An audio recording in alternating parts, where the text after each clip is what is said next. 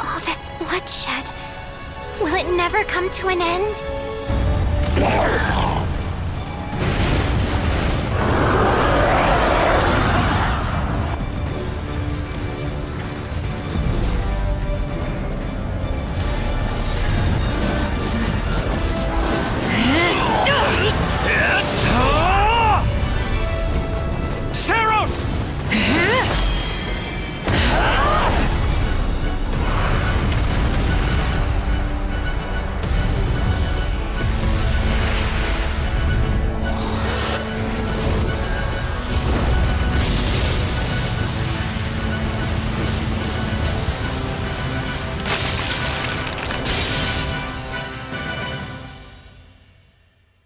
Hello? Where is that freeloader, huh?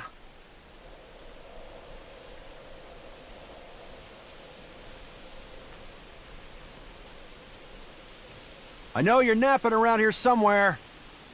On your feet and back to work already, yeah?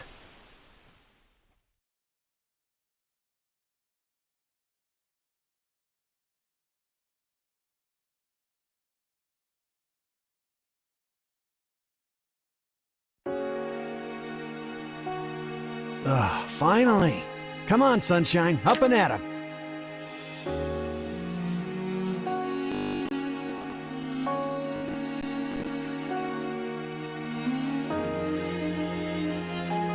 Hey, get up already!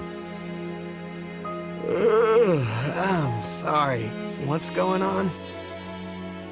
What's going on? Did your head spring a leak while you were napping? Better see if you can even remember your name.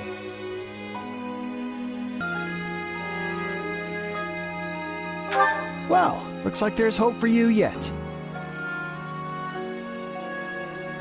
Back off, you sack of guts. I'm just resting up for the battle. Yeah, well, the battle's on our doorstep, so you're lucky I like you enough to wake you. You heard who we're up against, yeah? Gerald's mercenaries. Gonna be one hell of a fight if true, especially if the Ashen Demon is here. Don't like a smidge of what I've heard about that fella. Or was it a woman? Leave it to you to fumble the details. Did you even catch this Ashen Demon's name? Of course I did. It was... by the goddess, it's right on the tip of my tongue.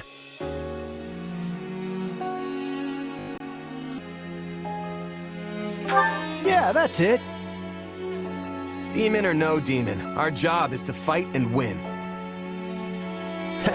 You sound just like the captain. I know they paid up front, but come on. Well, at least one of you has some courage. You've certainly come a long way since I plucked you from that mountain village. But this battle is about more than just victory. Gerald's team has a sterling reputation. Rumor has it they've never blundered even a single job. But once we put them to rout, we'll finally be the greatest mercenaries in all of Leicester. Enemy activity detected, Captain. Looks like we'll be fighting by moonlight. Mind you don't kill each other in the dark. Wasn't expecting a fight so soon, but I guess there's nothing for it. You ready? Ready as I'll ever be. Good luck, friend. And double to you. I've got you!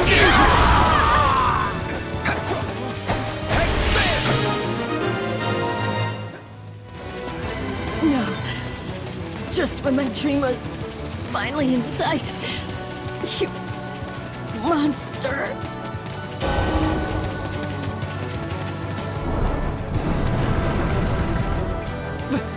The captain's dead. What are we gonna do now?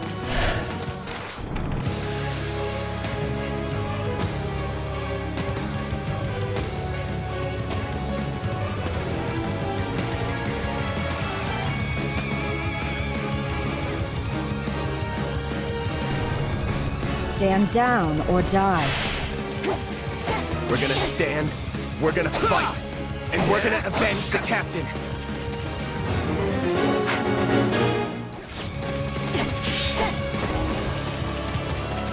Gets no! This can't be happening!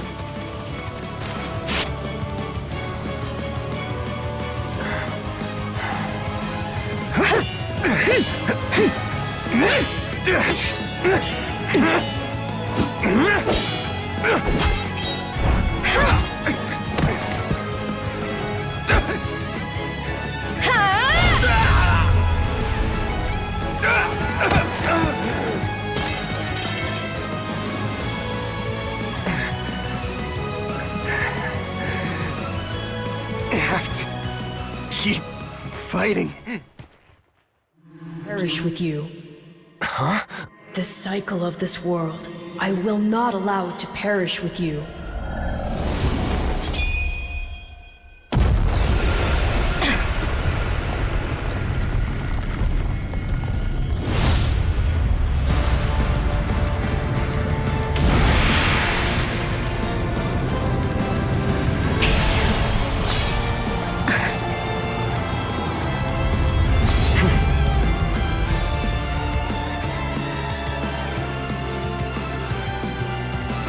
Where did you get that power? Witness my true power! No idea. But it's just what I need to bring you down! That's enough! We did what we came to do. Everyone, fall back! What?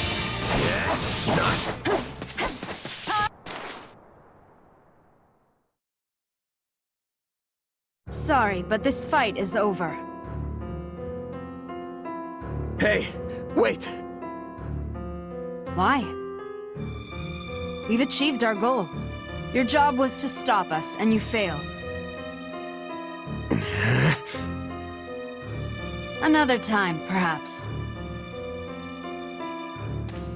Hey, we're not done here!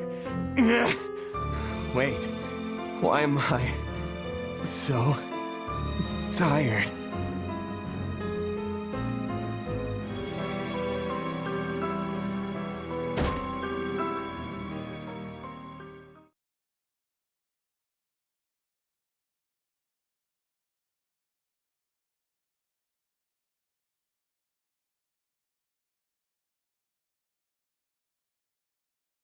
Huh? Where am I? Oh good, you're awake. Not sure I would have been able to sleep at night with your blood on my hands. Yeah! Who are you? Ha! Now that is a tricky question. For the moment, why don't you call me Arval? Arval, huh? But for now, let me speak plain. You are slated to die. Right now, I'm the only thing holding your meager life together. And to be blunt, it's beginning to tire me. Thank you? Oh my. That's the first time anyone has ever shown me gratitude. And I must say, I like it very much. Hear me well. You are a crucial piece of this world's cyclical... No, this will never do. You're far too groggy to absorb what I'm saying. For now, I needn't tell you how you'll get back on your feet. I need only convince you that you will. Is this a dream? I remember collapsing, but then... You're half right, which also means you're half wrong. But full marks for effort. Still, the important thing is what you do after you wake. And what should that be? Recall, please, how the Ashen Demon bested you. came within an inch of snuffing out your life. If you attempt the fight again the same way, you will reach the same conclusion. This would force me to step in once more, which would be most annoying and also rather counterproductive, if I'm honest.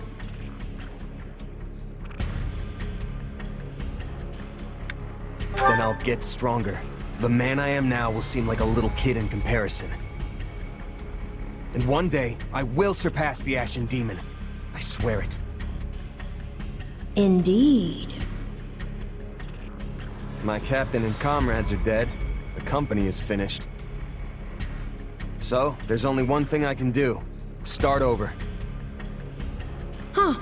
I thought you to be more sentimental. Did they not take you in? Care for you? Gold's the only thing that ever held us together, and death is something we're all too used to. I never knew my real parents, and I lost the mother who raised me. Partings just come easy to me, I guess. The best way to honor my fallen comrades is by training hard and growing even stronger. Then I'll crush Gerald's mercenaries and the Ashen Demon with them. That's what I'm going to live for now. Oh, but I like your spirit, though I expected no less from my partner in destiny. I'm sorry, what? Yes, I suppose that was a bit sudden. I should remember, take intimacy in smaller steps. The point is that I'm here to guide you, and I promise to help you find the strength to see your dreams realized.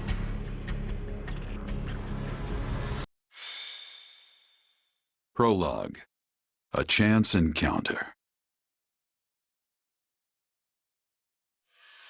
The continent of Fodlan, said to be protected by a goddess, has existed for uncountable ages. Now, 3 ruling powers control the land. To the south is a region held for more than 1,000 years by the Adrestian Empire.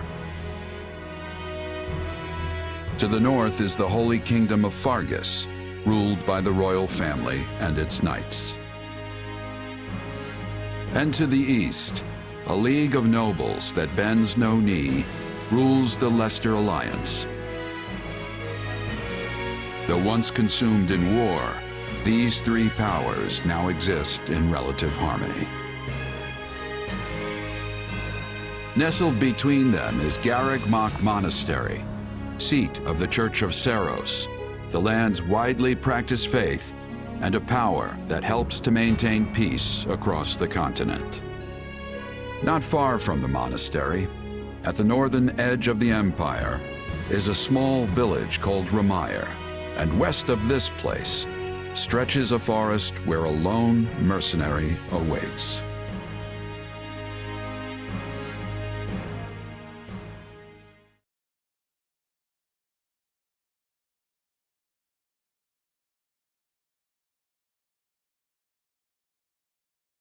Hey, wake up!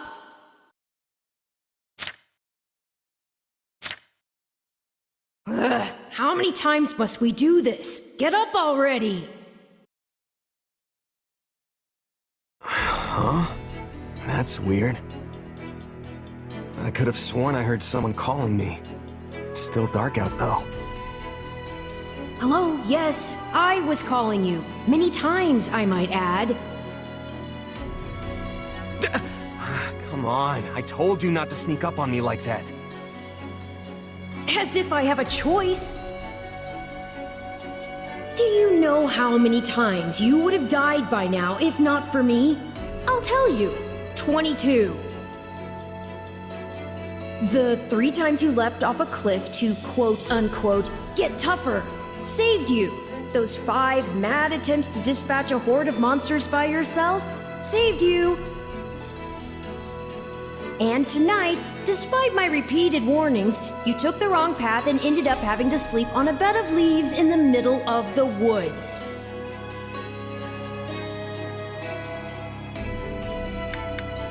You're right. This was all my fault, and I'm sorry. Strange. That's exactly what I wanted to hear, yet Somehow, I'm the one who feels bad now. I must remember this tactic. At any rate, we all make a few mistakes along the way. And by we, I mean you. And by a few, I mean far, far more than average. Now then, with that out of the way, would you like to know why I've roused you from your mud-caked slumber? Actually, it's probably easier to show rather than tell at this point. Look over there, if you would. Stop plowing ahead, Claude. You're going to get us lost. Lost schmost. We've got it on Imperial authority that this is the way to the village. True, I said there was a village, but how could anyone know where it is in the thick of these mountains? I can't even say for certain where we are in all this gloom. Okay, new plan. I'll rely on my keen senses to navigate. Lucky for you, they're sharp as an arrow. Hold, both of you. Someone's here. Another bandit, perhaps? They're mistaking you for some common backwater thief. What cheek. Hold on there. I'm no bandit. I'm a mercenary. Well, that makes everything better. A bandit would be far less out of place in these woods than a sellsword. What brings you here? We've no time for an interrogation. Our pursuers are closing in. I don't know who you people are or what you want, but I think introductions can wait. You clearly need every blade you can find, and my pockets have been feeling awfully light lately. What do you say?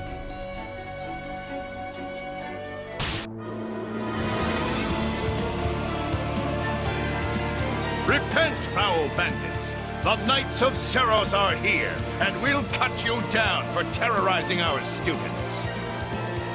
Ain't done yet! You're gonna learn how tough a bandit can really be! We cannot allow ourselves to perish. I'm afraid we must spare no mercy here. Stop jumping around and face me already! Yeah, it's usually standard practice to dodge the guy who's trying to kill you. Never should have taken this job!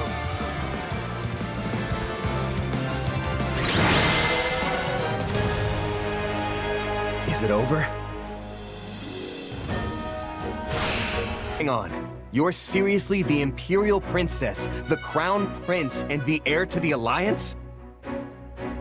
Yes. And as the three of us are now in your debt, I think formal introductions are in order. My name is Edelgard von Hresvelg, Princess of the Adrestian Empire. I am Dmitri Alexandra Blathid, Crown Prince of the Holy Kingdom of Fargus. And I'm Claude von Regan, grandson of the leader of the Leicester Alliance. Things looked grim there for a moment. Thanks to you, we put those bandits to flight. Bit of a miracle we ran into you out there, but hey, I'll take it.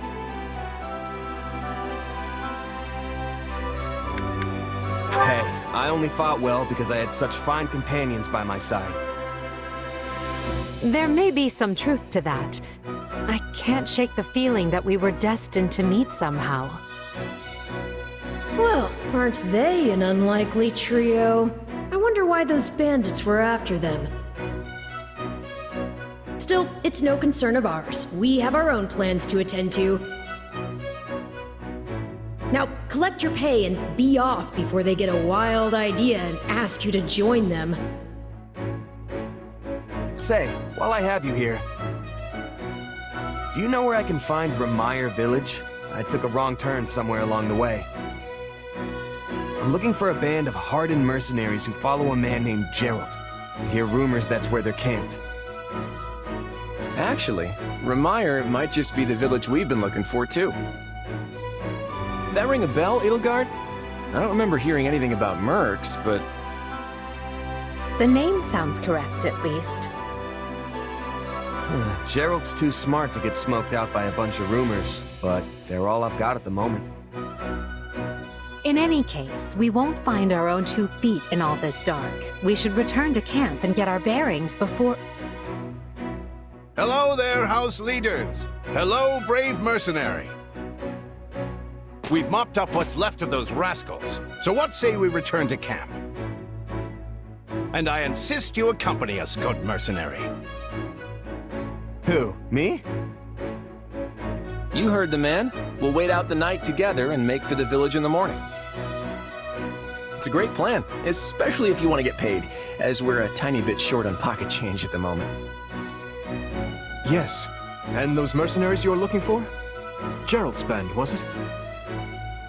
They may be in Ramire village tonight, but there's no telling when they'll move on. If you come back to our camp, we have maps that may help you get 1 step ahead of them. This is clearly the wisest course of action. Not to mention that I would enjoy conversing with you further. But of course, the choice is yours. Why can't things ever be simple? All right, but just for the night. Perfect. Then might I borrow you for a moment after we reach camp? There's a matter we must speak about. Nothing alarming, I promise you.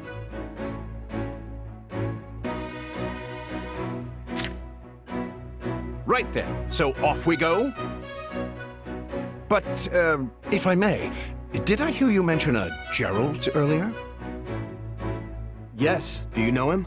He heads up a pretty elite band of mercenaries, so I imagine his name is spread all over Fodlan by now. Mercenaries, is it? No. No, it can't be him. Can it? Well, I'll just have to meet this Gerald myself. After I've seen my duties through, of course. After all, if I don't finish my assigned tasks, I'm mission the point.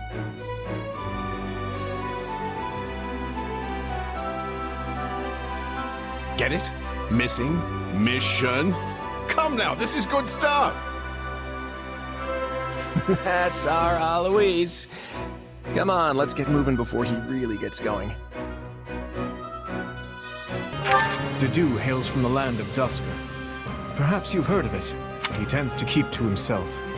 But he possesses one of the kindest hearts of anyone I know. I'm proud to call him my vassal. Speak to him, and you'll see why. Your interest flatters me, but I'm afraid I find myself unsure of where to begin. Perhaps I'll have thought of a topic when next we speak. But you're leaving for that village soon, aren't you? Felix is the son of Duke Fraldarius. He has a sharp wit and even sharper tongue. But he's a good person at his core. I can attest to that. He has always admired strength above all else in a fighter. I imagine the two of you will make fast friends. I only first met her here at the academy. She seems a gentle soul with great inner strength. From what I understand, she has traveled far and wide throughout both the Empire and the Kingdom. Perhaps that explains her demeanor. In the far south of Fargus lies a manor by the name of Castle Gaspar. Ash is the adopted son of that castle's lord, Lenato. He's an honest boy, well deserving of our trust. I'd like to get to know him better someday, should the opportunity arise. Annette is the hardest worker in the entirety of the Blue Lion House. She is truly brilliant. I could stand to learn from her single-minded devotion, if only a little. Sylvain is the son of Margrave Gautier. You may have already noticed, but he's something of a womanizer. That may be putting it lightly, in fact. But despite his apparent indifference, he possesses great cunning and is quicker on his feet than anyone else here. I've known him long, so I'm well aware. Ingrid is the daughter of Count Galatea, and she is far more gallant than your run-of-the-mill knight. She has ever been straight-laced and diligent, even when we were but children. It is not an uncommon sight to find her scolding Sylvain for his indiscretions.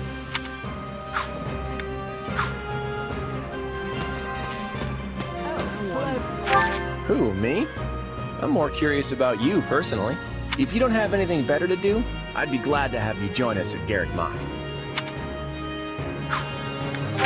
Have you met him yet? At first, I thought he was real serious and persnickety. But that image shattered pretty quick once I noticed him chatting up every girl in the monastery. Hilda's the only daughter of Duke Goneril. Seems like she had a pretty cushy life growing up. Which means she's gotten into the habit of slacking off and making other people do things for her. He's a pretty friendly guy, though it'd be nice if he talked about something other than muscles. He comes from a merchant family, but his parents died in an accident. He's had it pretty rough. Don't ever treat her like a child.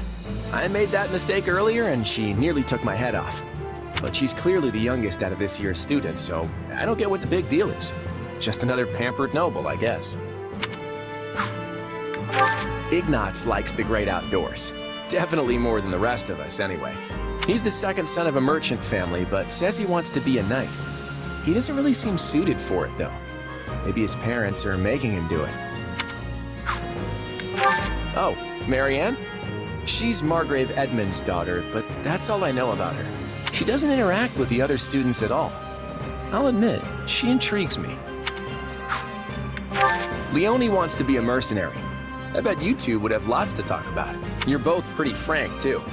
I just hope you're not as obsessed with saving money as she is. Well, you're certainly not timid. You do realize you're addressing the heir to the Imperial throne, yes? Still, I suppose I admire that sort of freedom. It must be nice not to have your lot in life decided for you. Hubert of House Vestra is my attendant. His family is unusual in that they're noble but lack territory of their own. Hubert is deeply loyal to me, and you can trust him completely. In fact, I imagine he's quite grateful for what you've already done. That's Dorothea Arnault. She's an up-and-coming songstress in a famous Imperial opera company, or she was, at least. For some reason, she abandoned her musical career and enrolled in the Officers' Academy.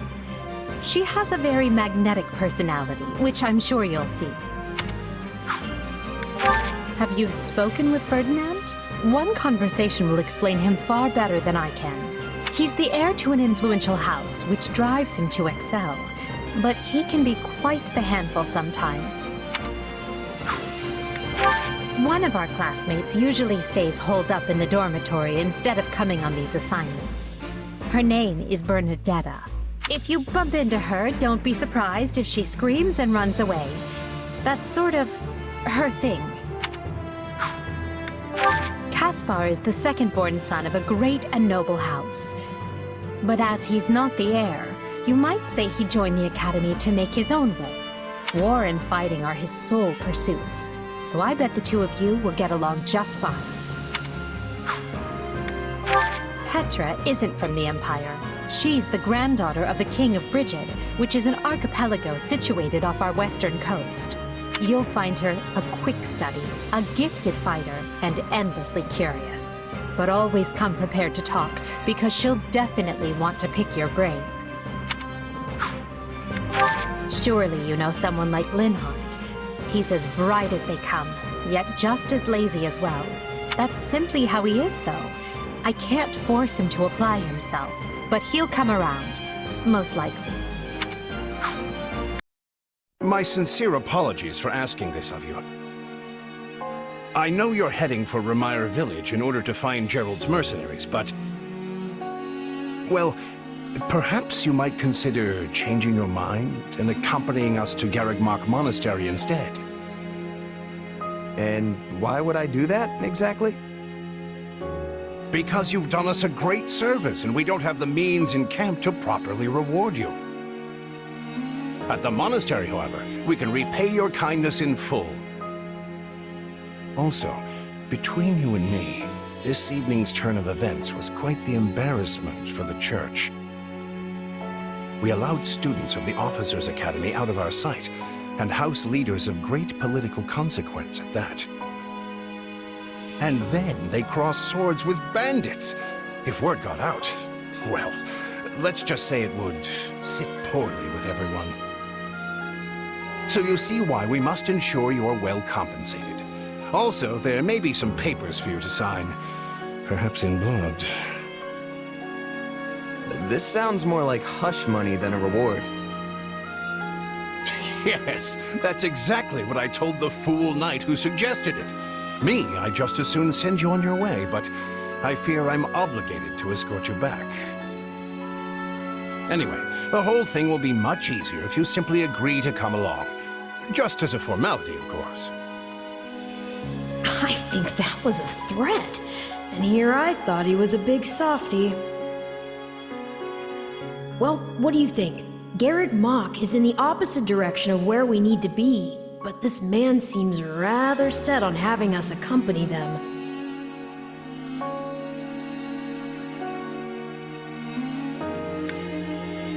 I guess I'm not opposed to helping out a little more. I'll come with you to the monastery, but I'm not staying a single minute longer than I have to. Bless you, my friend. What a noble soul you are. I'd say you saved my bacon, but that would be utterly hammy.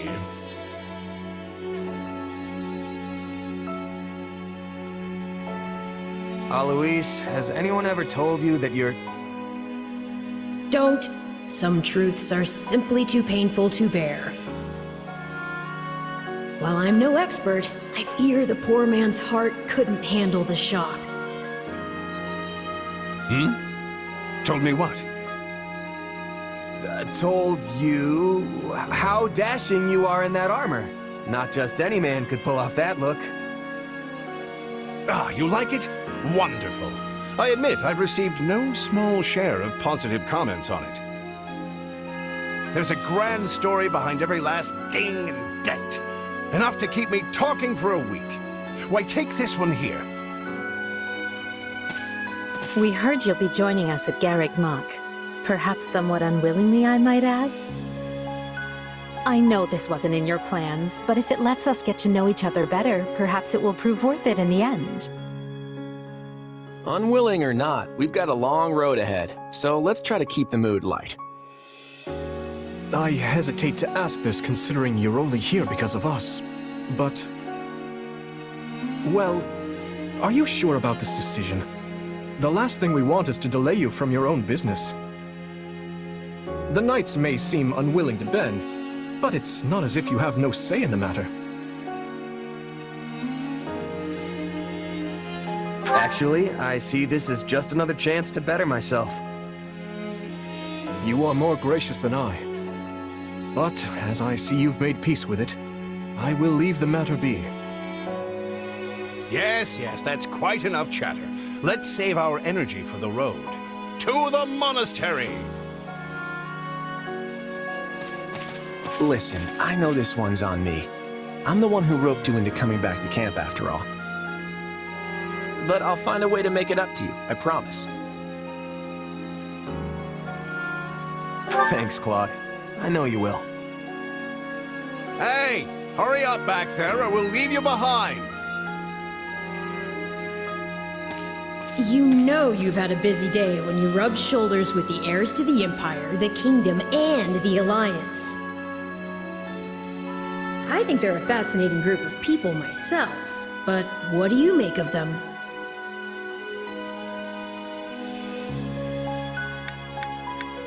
It feels like Dimitri's always checking in on me, every chance he gets. He'll definitely make a good king, the kind who looks after his people. Seems like Edelgard thinks high enough of me. She's got this elegant air about her, but somehow doesn't hold any disdain for mercenaries. Claude's a laid-back kind of guy who doesn't really strike me as noble, and I mean that in a good way. Something tells me he's gonna be easy to work with. Of course you only pick up on their rosy qualities. You really are a delight. Have I told you that lately? Still, you'd better pick up the pace before you vex these people any further.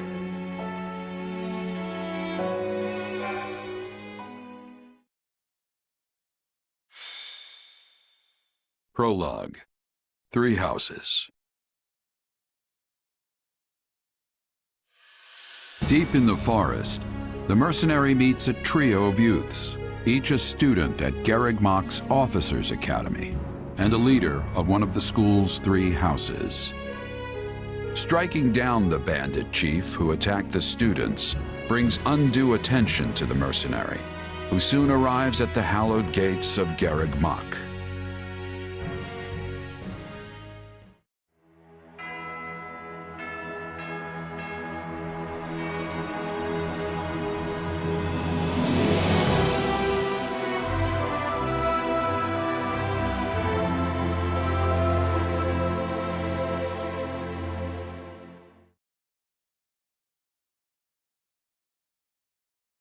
And with that, may I present the mercenary I spoke of? Greetings.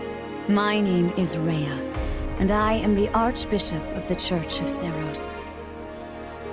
Thank you from the bottom of my heart for rescuing our students.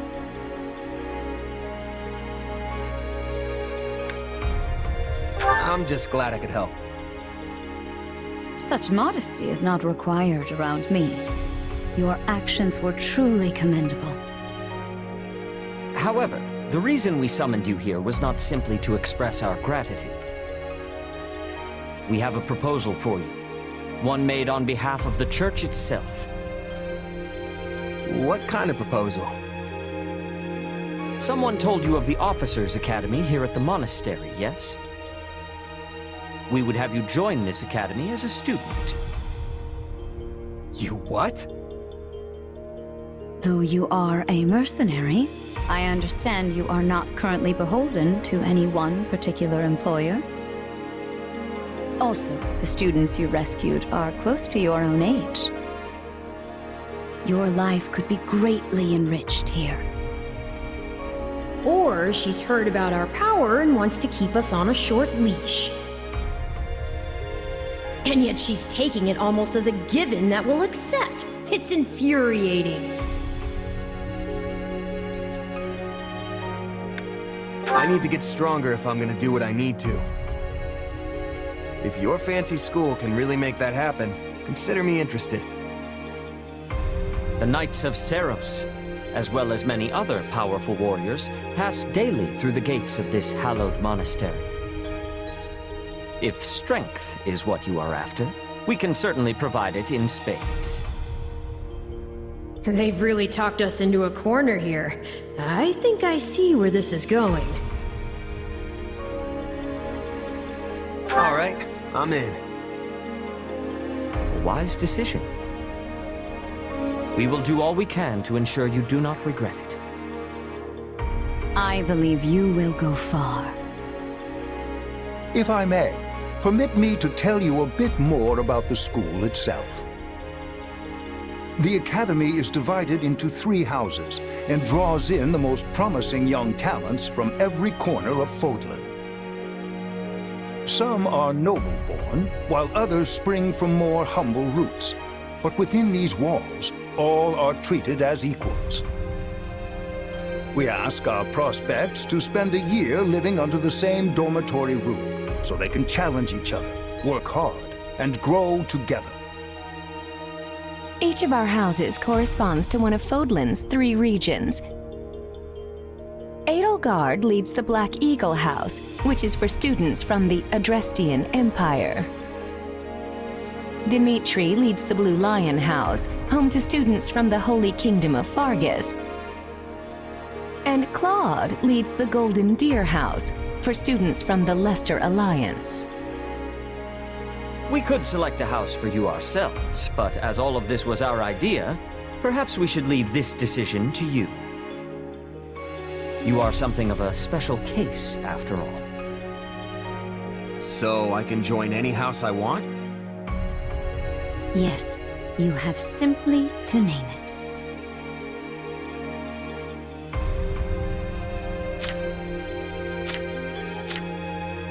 So you wish to join Dimitri's Blue Lions. Are you certain?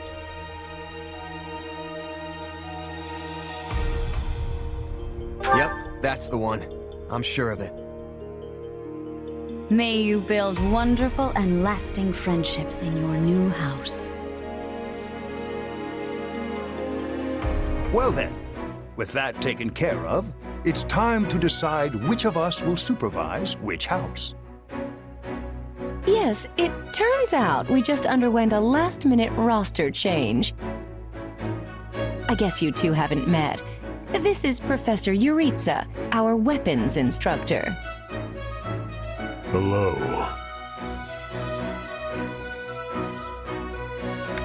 I can already tell I'm gonna learn a lot from you. Will you now? Do my ears deceive me? Or is that curiosity I hear in your voice, Professor Yuritsa? I thought all the houses were the same to you. Perhaps you should be in charge of our new student's house, hmm? I don't care.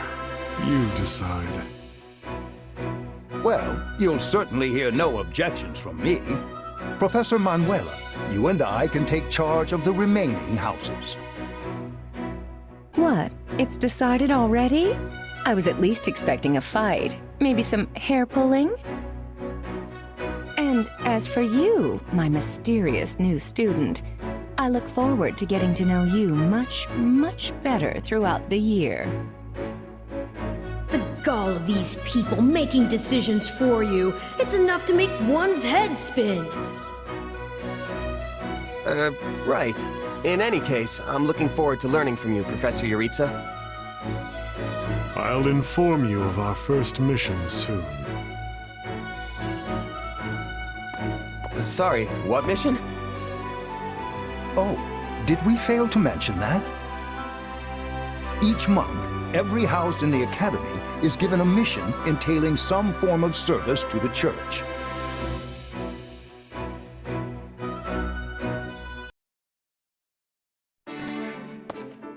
Professor Yuritsa told me the good news. Welcome to the Blue Lion House. I'm excited for us to learn and grow together. But for now, please, make yourself at home. Our whole house has been buzzing since we heard you were getting assigned here. So, we're going to treat you to a welcome feast tonight. Assuming you're okay with the fancy offerings at the dining hall, that is. You saved His Highness's life. That means the whole kingdom owes you one. And I can't think of a better way to get to know each other than gathering around the table for a meal. Enough chatter. You're a mercenary, right? How's your swordsmanship? You must have some skill if the boar here gave you passing marks. But I won't know for sure until we cross blades at the training grounds. I'll see you there, before dinner. That's no way to talk, Felix. You are being rude. Still, I must admit I'm curious as well. Rumor has it you're quite the exceptional fighter. I'm happy to spar with any of you. Frankly, this brings me right back to my old merc buddies. Trade blows if you must, but please try not to injure each other. The training grounds can be a little tough to find. Oh, why don't I show you the way later? Trust me, I'm speaking from experience. One wrong turn and you're up in the library staring down the tallest stack of books you've ever seen. Yes, this is the largest monastery in Fodlan, so it's easy to get lost if you let your mind wander.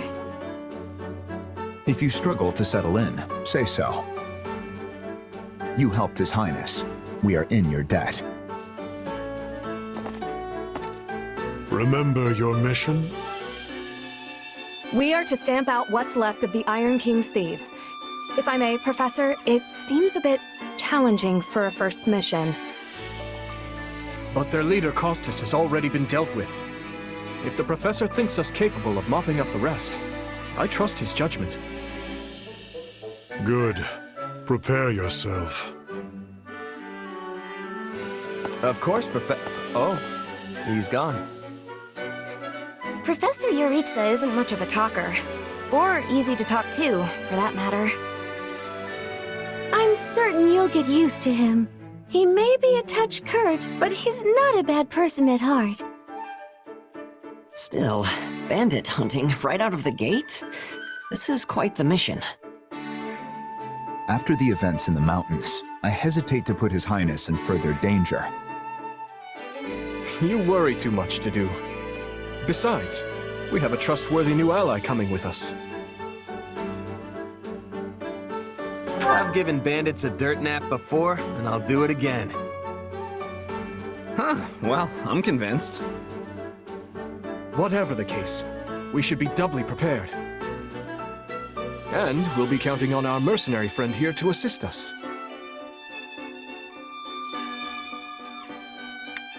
Sure thing, Dimitri. You just keep counting, while I'm off racking up all the glory.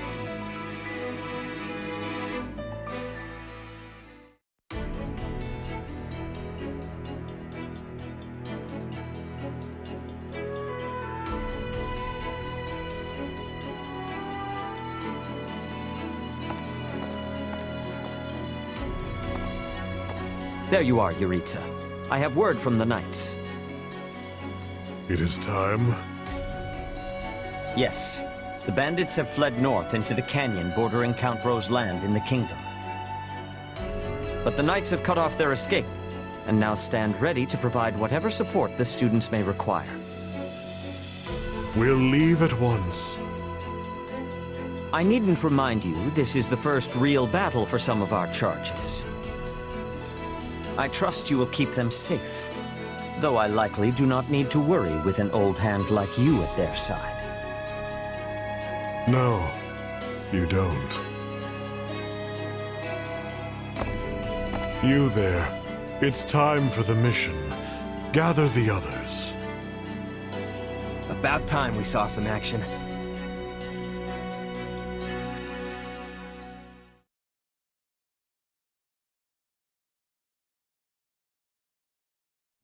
Lost sight of them? Ashamed to admit it, but yes. It's possible someone magicked the bandits away. But why go to that kind of trouble for a handful of highwaymen scum? So be it. We'll follow the blood scent. Right, of course. We'll follow... Wait, what? We're leaving. Everyone, follow me! Professor Yuritsa, where are you going? Well, he must have deduced where the bandits are. We should keep pace. Pathetic. Professor, it does not seem wise to charge ahead without... What's this? From the look of it, they're bandits. Or they were. Dead by my hand. Whoa. Wait, so are these the bad guys we were after? Most likely. I caught them trying to escape to that fortress. Interesting. That must be their stronghold. In that case, we'd better clean the place out before they harm the nearby villages. They've got their tails between their legs now, so this should be easy. Let's go. Whoa there. Doesn't this whole fortress thing raise red flags for anyone else? I agree. If this is their stronghold, why are there no signs of life? It could be a trap to lure us in.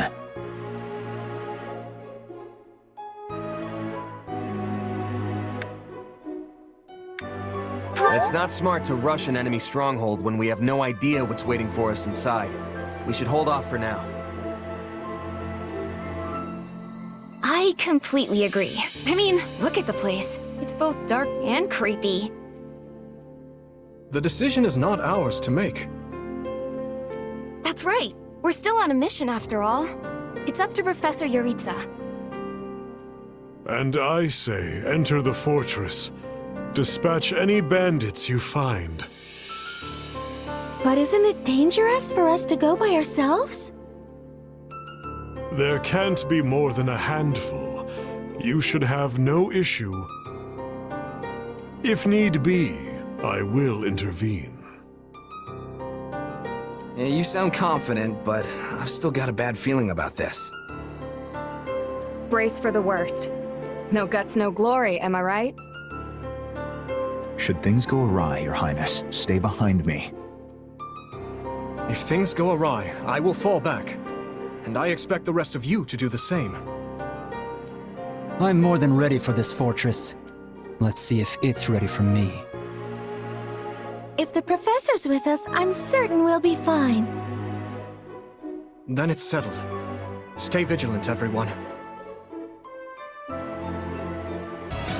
There. We've taken control of the fortress. Now, let us have a look around. Search the basement. Something is amiss.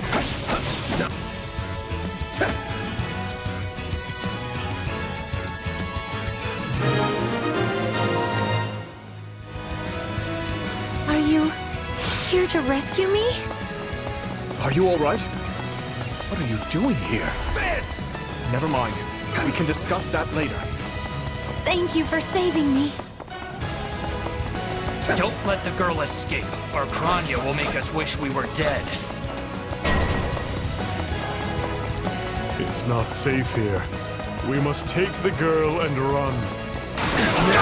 Okay. We should be safe here. I mean, I hope we are at least. All right. Who came in here and trashed my beautiful stronghold?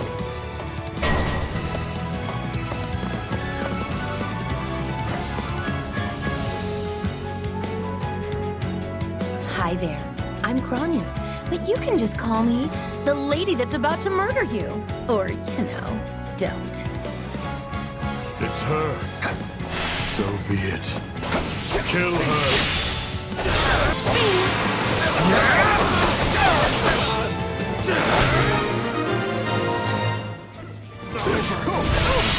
You asked for it. Release the creature we captured.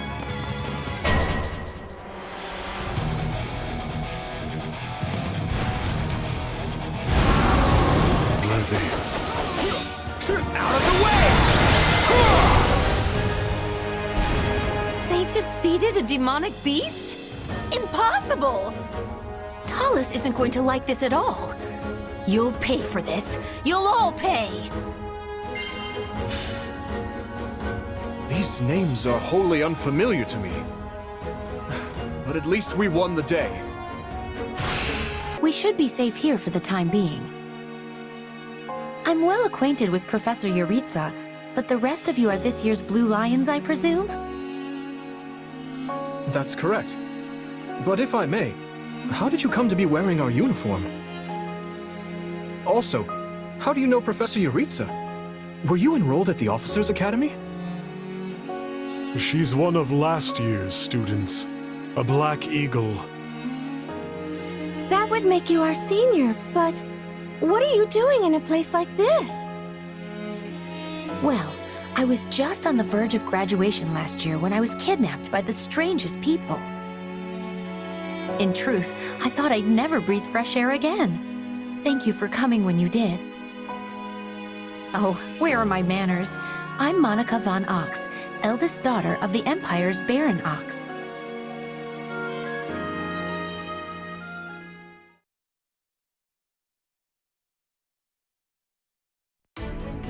Yes. I think I understand. This all began when the knights lost sight of the bandits and you gave chase. Afterward, you entered a suspicious fortress and rescued a missing student. Well, there's nothing wrong with that. I'll be sure to smooth things over for you once we're back. Sounds good. But, why are you even here, Alois? Because the knights sent for help after you left them behind. Did you expect anything different? Not that I'm trying to lay blame at your feet. I know you were following Professor Yuritsa's lead, so I think everyone involved can head home knowing they did just swell. For as you know, all swell that ends swell...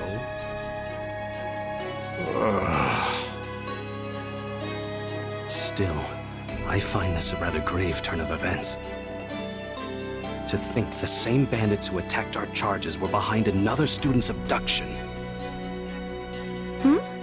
I never said I was kidnapped by bandits. You didn't?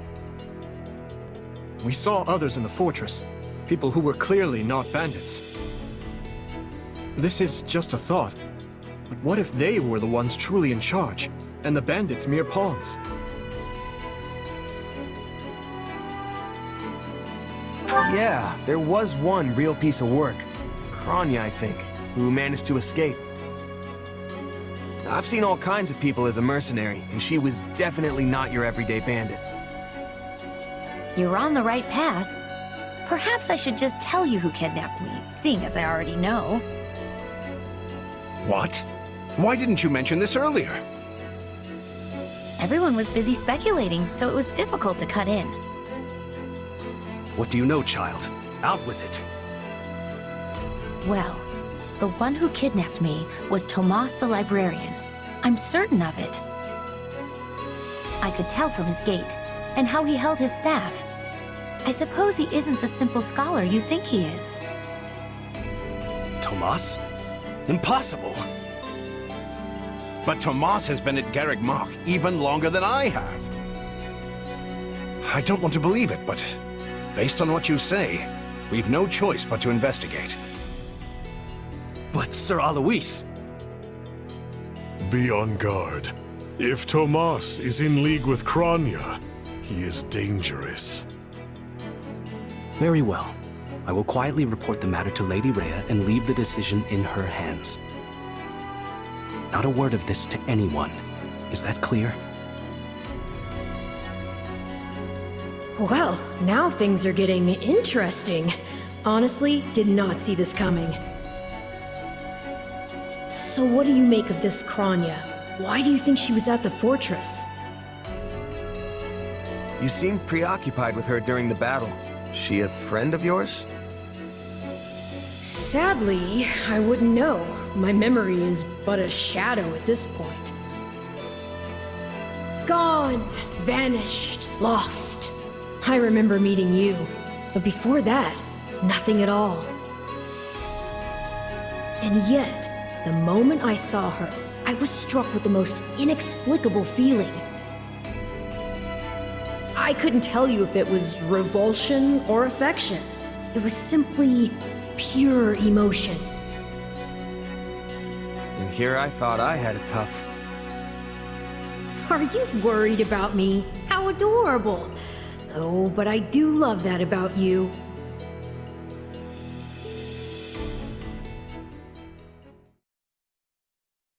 And so, the knights have been ordered to apprehend Tomas. As it happens, he's been absent from Garreg Mach for the last several days. They are using this opportunity to prepare quietly, and intend to seize him upon his return. Hard to believe someone within the monastery was working against us. It's shocking, yes, but we have testimony from the very person he abducted, not to mention all the other evidence they found. No surprise they want to bring the guy in. This could be our only chance to find out about his co-conspirators. So who is this Tomas guy anyway? You say he works in the library? He used to help me track down all manner of obscure books.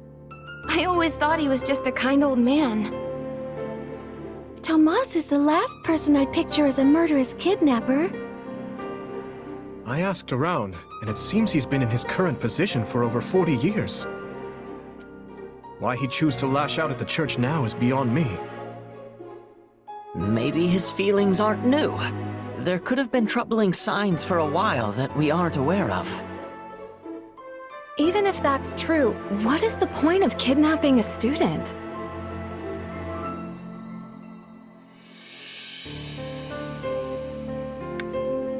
No point in guessing. We'll know the truth as soon as the church snatches him up.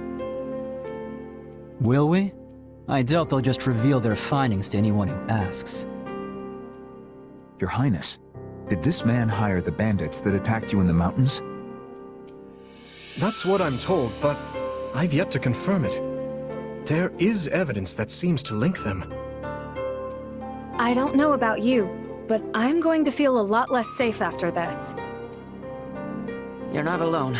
Rumors are flying around the monastery about who else might be a traitor. You'd think the church would do a better job vetting the people they employ.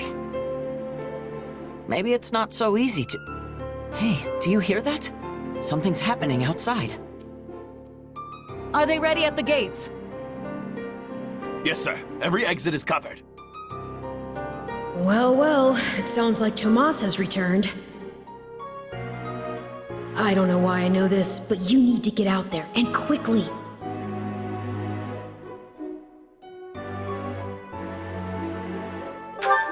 Wait, where are you? Of course. Tomas.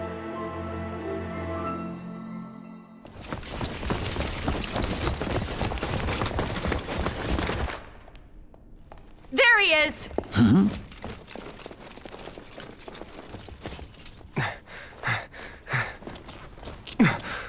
That man down there. Lady Rhea wants to speak with you.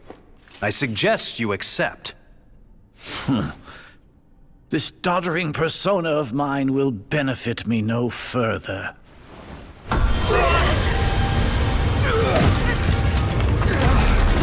What is this?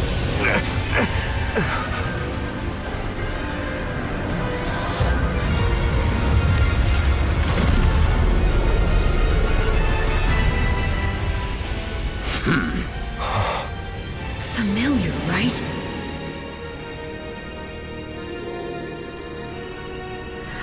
Such hubris from mere vermin. You will pay for this.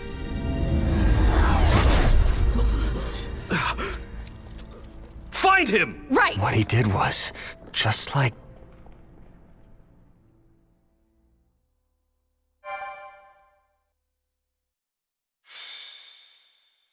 Prologue. Crisis in Ferdiad.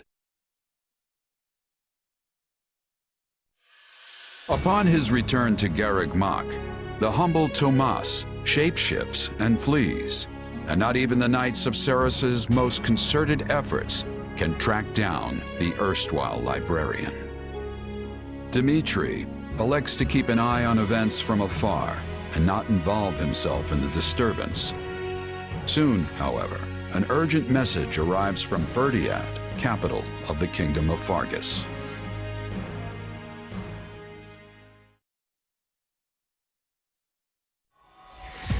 Well, that was certainly an unexpected conclusion to the whole Tomas saga.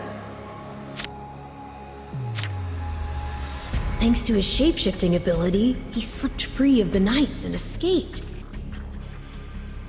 Shapeshifting? Yes, that's what I said. Also, I know what you want to say next. His powers are just like the ones you gave me.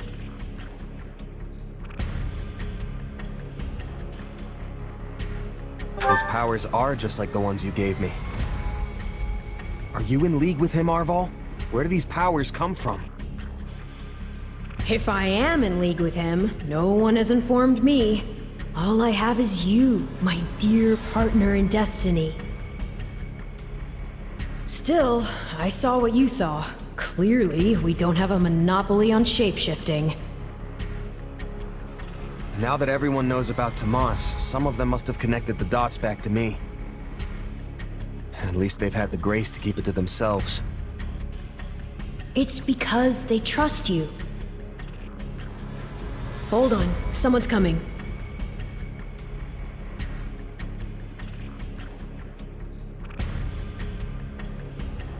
Ah, there you are. Something wrong? No, I simply wanted to check in after the unsettling events of the other day.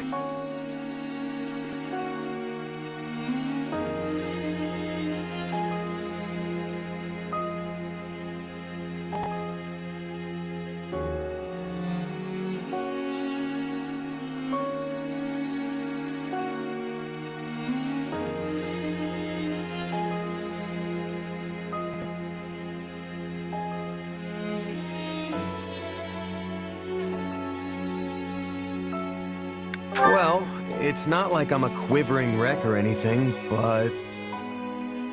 it's gonna make my life a lot harder if my powers end up being evil. Perhaps. And yet... how do I put this? Power is neutral. The good or evil of it comes from the one who wields it. For example, I possess extreme strength, and have always believed this gift was bestowed upon me so that I might protect others. And you used your power to save us, which means it cannot possibly be evil.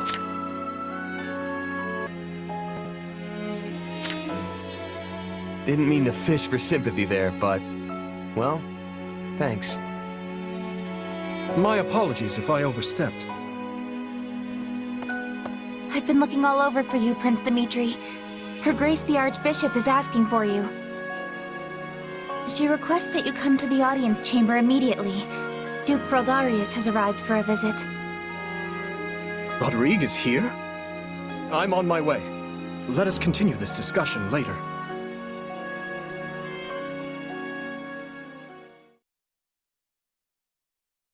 Hold on. What did you say? I've only just heard the news, so I'm a bit hazy on the finer points. But it seems my uncle has seized control of the capital and declared war on House Fraldarius. All signs point to him wanting to stamp the line out entirely. That's Felix's family, right? They're one of the kingdom's leading houses. What does the royal family gain from eliminating them? I'd wager it has to do with House Fraldarius supporting my claim to the throne. The bigger question is why the Grand Duke chose to launch an offensive now of all times. Whatever the reason, he must have decided to act before His Highness's coronation could take place. My uncle claims House Fraldarius is attempting to install me as their puppet. As such, he issued a written appeal to the Western Lords to help him rescue me from the Duke's foul clutches, as he puts it. In what cruel world would our noble house take the reins of a boor like you? Don't ask me, it's his pretext. So what exactly is going on in the capital? You said it's been seized. Oh dear. I do hope nobody there has been met with foul play. He's in no position to engage such a move until I've been removed from the situation. I say the Regent should be dealt with. I haven't heard one good thing about his leadership. I've no intention of becoming a pawn in this game. All the same, I must return to Fargus at once. Didu, you will accompany me. As you wish, Your Highness. Felix, I'm sure your father will contact you soon. For now, just wait for Rodrigue to weigh in. Ash? Sorry, it's just that Lenato used to be in the Grand Duke's service, so... He is a man of compassion. It's not out of the question he'll be swayed to my uncle's side. Truth be told, we're not sure where anyone's allegiances lie at this point. So let's not hasten to conclusions, any of us. We must all keep level heads.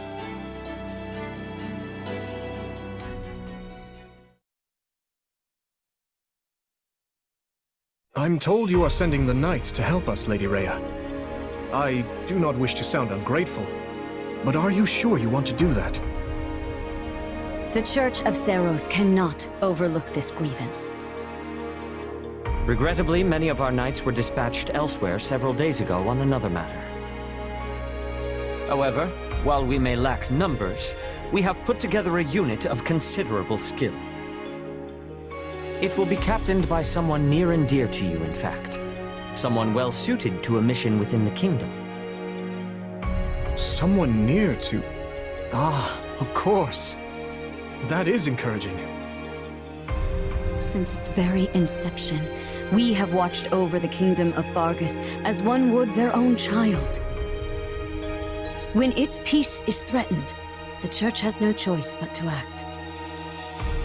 I have not forgotten your outpouring of aid after my father's passing 4 years ago. And I swear to repay that kindness in full. One other thing, a suggestion, if you will, from the Church.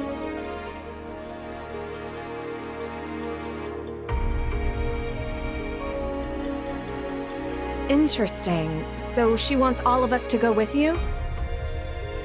Yes. This time, the Knights of Seros will be accompanying us, in addition to Professor Yuritsa. Well, I certainly don't mind. But Annie and Ash, what about you? You know I'm always behind you. But considering what it means for my uncle, I don't know.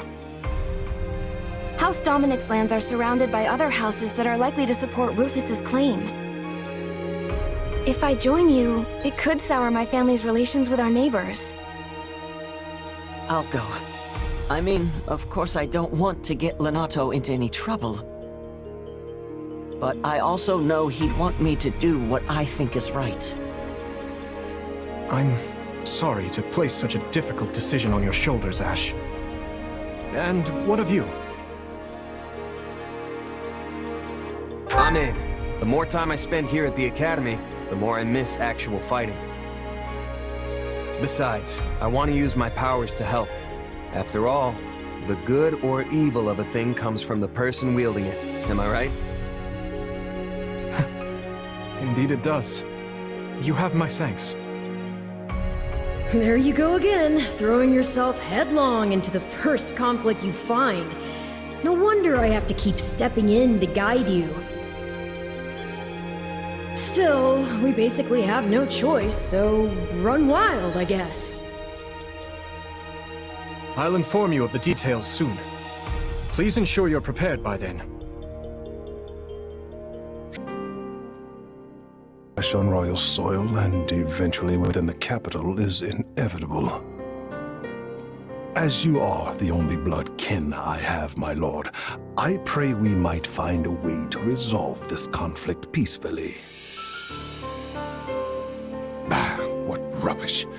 He sings of conciliation, but I know a threat when I read it. Shouldn't you take better care of a letter from your dear nephew, my lord? He's not expecting a reply. The creature means to slay me. Your fear of Prince Dimitri runs deeper than I thought. You shouldn't have missed your chance 4 years ago in Dusker, or 2 years ago during the suppression of the rebellion. That's twice you failed to kill him. I've learned my lesson.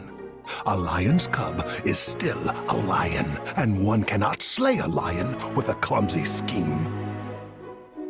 It's those monstrous eyes, Cornelia. They terrify me. The boy is a vicious animal, yet he attempts to feign actual grief that we can't find common ground. The aberrance of it shakes me to my core. I understand completely. Every night since I killed my brother, I dream a lion is ripping out my throat. You'll run yourself ragged if you live your days in fear of revenge. You were meant to rule Fargus, and you have the power to make it so.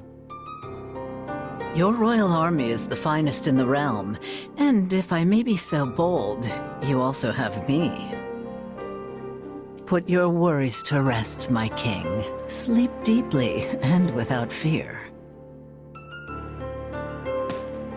I'm so utterly tired. Tired of being afraid. Tired of what I've become. All of it.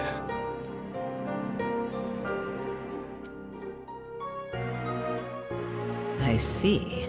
And how much longer until Tullus gives the word? I know only that something is amiss in the Imperial capital. Curse it all! I am not waiting 1,000 years for that doddering old fool to act. Rally the Western lords and their troops, and be quick about it. Have them make ready to intercept that whelp. As you command, Cleobulus.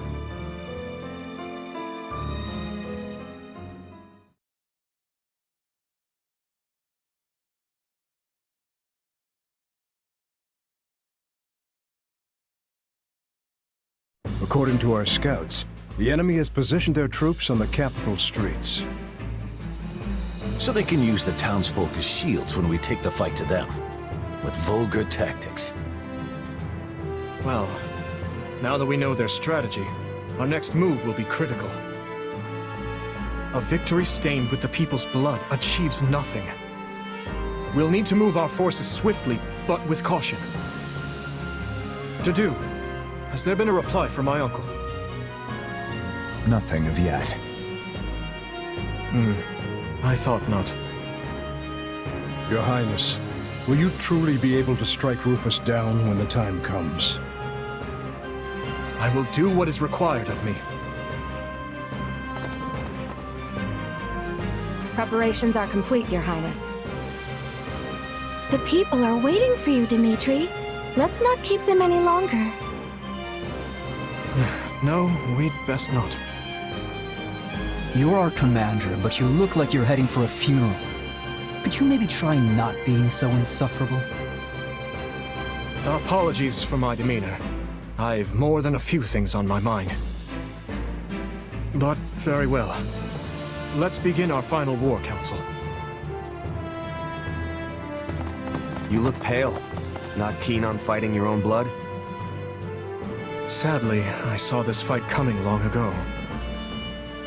Then what's the problem? Now that I've brought the fight to the streets of the capital, I wonder if my actions are right. Most of the people here favor keeping the royal line of succession. That's because my father and the kings before him maintained peace inside these walls. But ever since my uncle seized power, the people have been forced to endure his licentious reign. Did you know they asked me to assume the throne before my time at the Academy? They said only a true king could undo Rufus's misrule. So why didn't you? Because it would have divided the kingdom, just as it's doing now. Yet had I supported my uncle's claim, it would have been open rebellion. And the only way to prevent such a rebellion is to invade the capital and kill the regent. In other words, I cannot restore my grandfather's peace without first breaking it. In that case, there's no reason to hesitate. You know fighting is the only answer here. You just have to accept it. My apologies. I have a bad habit of agonizing over such things. And as all of you have come this far to help me, the least I can do is make an attempt at optimism.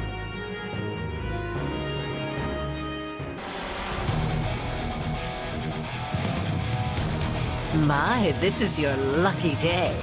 I've decided that you deserve my personal attention.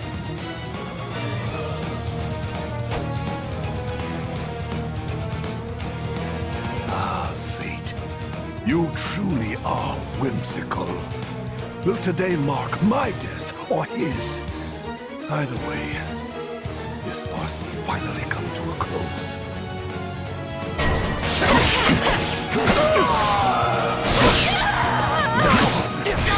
What are you waiting for? Kill him! Avenge your father! Bind that man and take him away. You little beasts! None of this would be happening if not for that old man Thomas!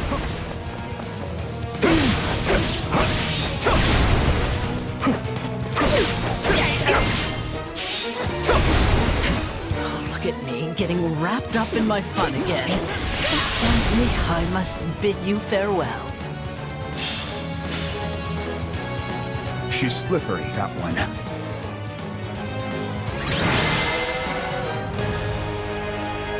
Your Highness, we are moving Rufus to a cell and preparing him for questioning.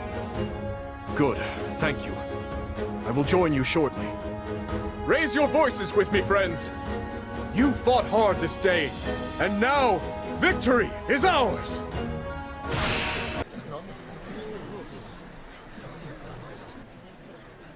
Something you feel like saying? No. All traitors get put to the sword.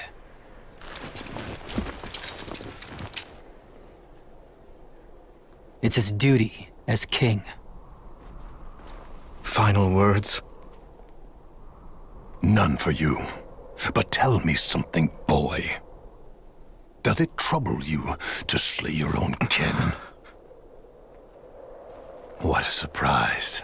I did not think you capable of sympathy, craven monster that you are. Yes. But either way, I do what I must. Well, to perish by your hand, it is a fate that I much deserve.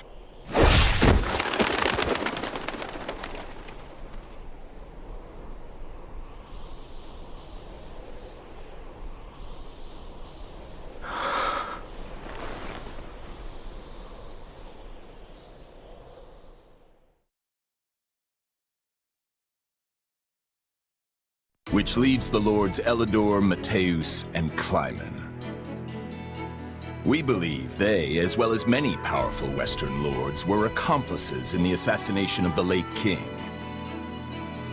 Along with the Grand Duke, they seem to have received large sums of money and supplies from the imperial nobility. Thinking this to be recompense for the assassination in Duscur, we investigated the link further. In 1171, the mage Cornelia arranged for a certain powerful imperial family to come to the kingdom. That's the year when my step-uncle, Lord Arundel, brought Edelgard here in exile. Correct. We think Lord Arundel and his followers were behind the matter. They have deep ties to the imperial household. As I suspected. You're a clever man, Margrave Gautier. Well done. Thank you, Your Highness. If we continue wringing information out of them at this pace, we'll soon have a clear picture of what transpired. My uncle's attendants must also confess to the slaughter in Duscur. But now that things have come this far, we can't expect the Western Lords to stay silent. We need a way to keep them far from power. Oh, there are always ways, provided you're willing to keep all your options open. Yes, I suppose so. Let us speak more of this later. For now, spread word of what you have found to every palace and pub in the land. That should help keep the lords in check. Is that wise, Your Highness? If we announce that Rufus was involved in the tragedy of Duscur,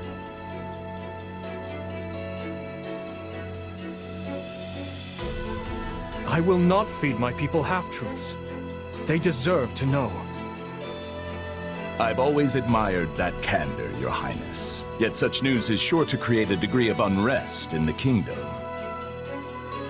So you suggest we bury the truth? Should it somehow come to light, the people's faith in me will be forever shaken. If the kingdom is ever to part ways with our bloody past, this is the path we must walk. fine words, though I doubt they'll appease the people of Duscur. Nor the rest of Fargus, many of whom will not be so quick to forgive. We thought you might say as much, which is why His Highness and I have devised a solution. I will resign the title of Duke and pass it to my heir.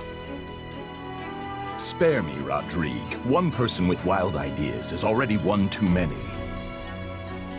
It's not wild at all, Matthias. Someone must bear responsibility for what happened in Duscur. People will naturally seek to point the finger at His Highness, and we need him unsullied if he is to lead. Someone has to get down in the mud and bear the slings and arrows for him. Who better for such a task than me? Rodrigue will abandon his title and work with Dedue to restore harmony between our people. I'm not asking him to take his life. Rather, he offered to spend it to set things to rights. In that case, we've only to deal with the issue of the throne. I believe we should move forward with your coronation straight away. I agree. My time at the Officers' Academy was a valuable experience, but I belong here now. Obviously, Felix won't be able to return either. Have him come to me later, so I can deliver the news and an apology. I've already had a word and told him what must be done. You've no need to apologize. Yes, I have. As for you, Gustav, you'll also be staying here in the kingdom. but I abandoned my homeland. There can be no place for me in Fargus. I will make a place for you. I need your help. Lady Rhea will understand. It would be my great honor, Your Highness. Send word to the Church and the Lords. Count Galatea will be in charge of contacting the South. Now, there's another topic I'd like to discuss. I wish to reorganize my army. Since I have you all assembled, I'd like to hear your suggestions.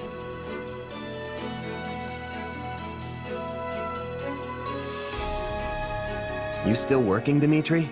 Have you even slept since the battle? Never mind that. There's a favor I've been meaning to ask of you.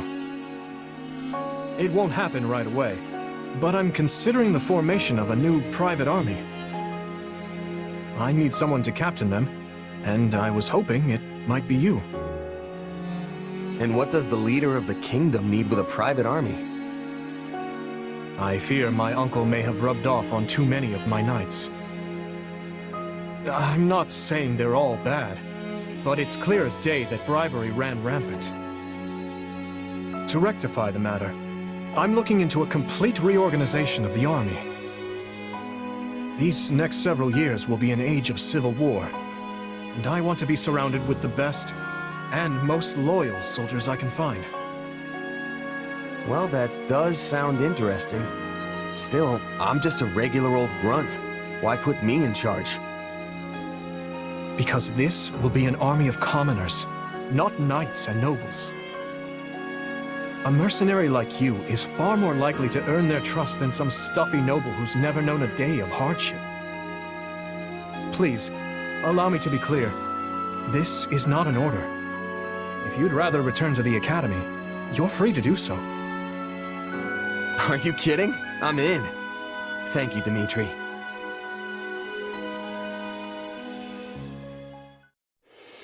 Having put down Rufus's revolt and ended his uncle's life, Dimitri draws closer to the truth regarding the tragedy of Duscur, and also begins the process of ascending the throne. All the while, the Adrestian Empire deals with a fierce power struggle in its capital, Enbar, while the Leicester Alliance finds themselves pitted against an invading Olmyran horde.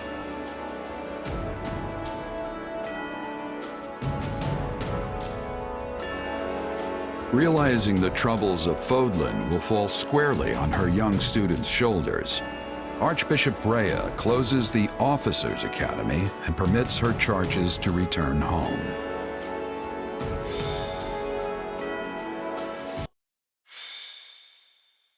Azure Gleam.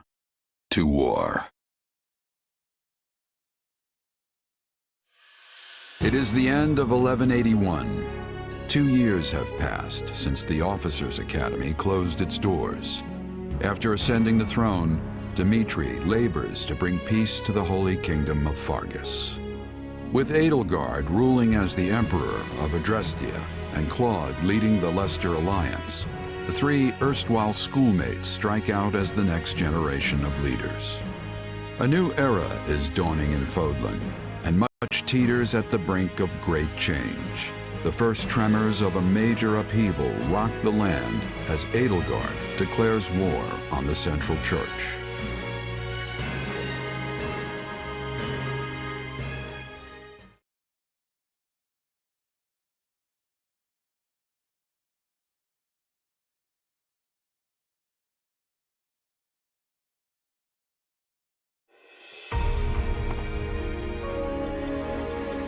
Pardon my lateness, Your Majesty. You needn't worry, Felix. I know your duties are many. Though, I'm afraid we could not wait for you to begin the discussion. This is about the Empire's declaration of war against the Central Church, yes? Indeed. As you're aware, we have already begun accepting refugees from Garrett Mach. But a few days ago, I received a confidential request from Seteth, asking us to protect the higher-ranking members of the Church, including Lady Rhea herself. Of course, we'd only meet this eventuality were Garrett Mach to fall. As it stands, we find ourselves quite literally stuck between the Empire and the Church. I'm not sure how much longer we can remain neutral. If I might, Your Majesty, troubling as it may be, I believe it prudent for us to reject this proposal from the Church outright. Offering them shelter will only serve to provoke an invasion from the Empire. This matter of the Southern Church concerns me as well, but I believe we have more important matters to be fussing over at the moment. Your counsel is much appreciated, Viscount Elidor, but I assure you, things are not as cut and dry as you make them out to be. The mandate granted to the King of Fargus and all the lords who serve under him is given legitimacy only by the grace of the Church. Are we to renounce the very heart of this kingdom simply because we shudder at the thought of invasion?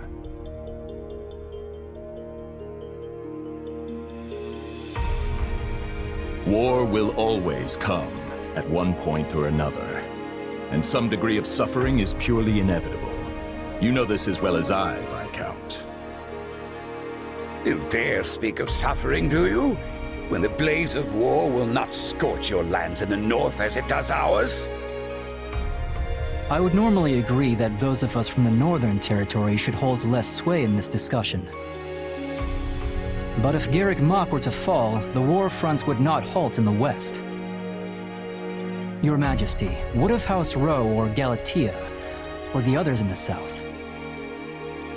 Not a word from Count Rowe as it stands, but I did receive a missive from Count Galatea. It read, "My people are not fools enough to rejoice in the surrender of their territories to invaders. There is no morality in turning our backs on the institution at the very foundation of our lives. We must support the Church as they have supported us." Your Majesty, we owe a great debt to the Central Church for their role in quelling the uprising 2 years ago. To not repay such generosity in kind would risk weakening the trust of your vassals. And if that happens, we might find ourselves right back in the same mess as before. They lack the crest of Blathid, but there's no small number of nobles who might crawl out of the woodwork claiming royal blood. The kingdom's already seen the turmoil and division such claimants can bring after the death of King Klaus. But Duke Fraldarius, surely we are better served attempting to head off the very real and imminent war at hand, instead of debating hypothetical unrest. I don't want my people to suffer the pain of conflict. But does anyone here really think the Empire will simply stop if we appease their every demand? Suppose we do let the Empire take the Archbishop. And suppose we accept this new Southern Church. Then what? I imagine the Empire plans to install the Bishop of the Southern Church, Count Varley, in Lady Rhea's place. I fear I've heard nothing good concerning either the man himself or his teachings. They purport to be an arm of the Church of Seros, but the Southern Church is nothing more than a mouthpiece for the Empire at large. In other words, rejecting the Central Church in favor of this new Southern one would be no different from flat-out accepting imperial rule. It's hard to say just how they would treat our kingdom were such events to unfold. Though I imagine it would involve heavy taxation for the express purpose of bleeding Fargus dry and filling the imperial coffers. Do you have something to add, Duke Fraldarius? Not really, no. I was just wondering how long we were planning to continue this tedious charade. The question's simple. Do we hand over our kingdom and subject ourselves to imperial rule or not? I believe the Margrave has been quite clear as to what will happen if we give in to the Empire's demands. We've all been informed of the rapid reformation their region has undergone, many aspects of which I admire, I'm not ashamed to say. But an old, stubborn land like ours isn't suited for such tempestuous change. Radical new freedoms are not what the people of Fargus need right now. They need stability, steady improvement in their daily lives, and real, lasting change can only come from a solid foundation. Sounds like your Majesty has made up his mind then. Just say the word and we'll leap into action. The Holy Kingdom of Fargus will hereby offer asylum to the Church of Seros. Everyone, sharpen your blades and prepare for the battles ahead. Gustav, Dedu, make to ride at once. Our intentions must be made clear. Not only to the Church and the Empire, but to Count Rowe as well, and all the other lords who failed to answer my summons. Understood, Your Majesty.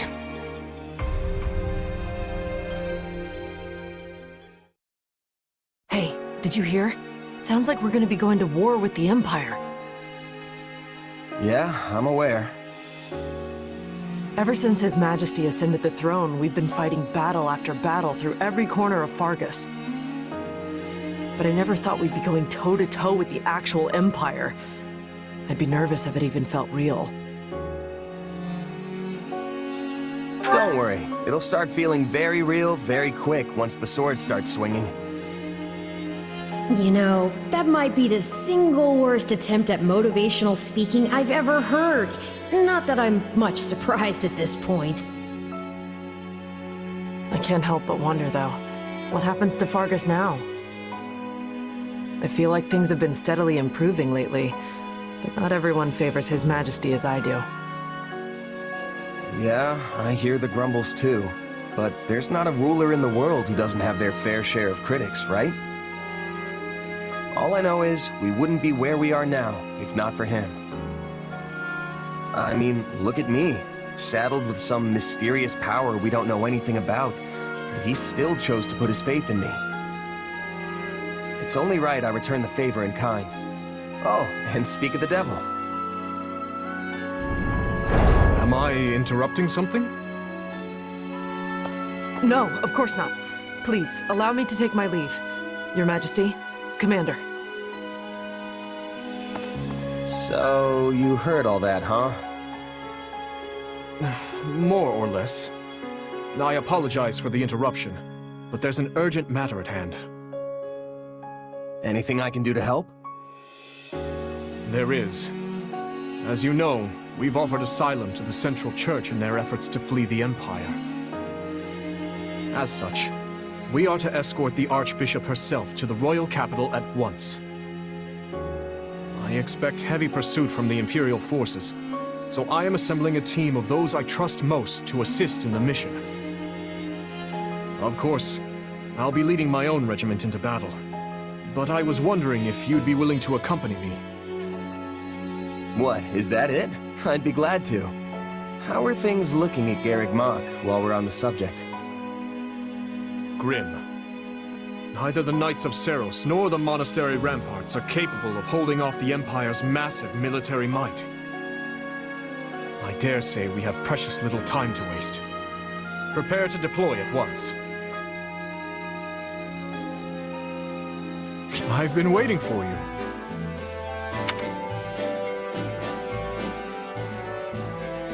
How about this?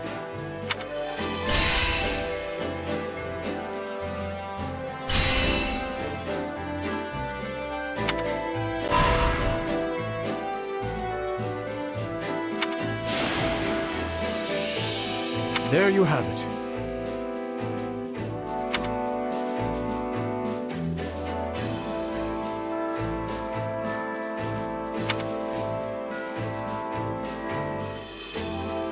I implore you.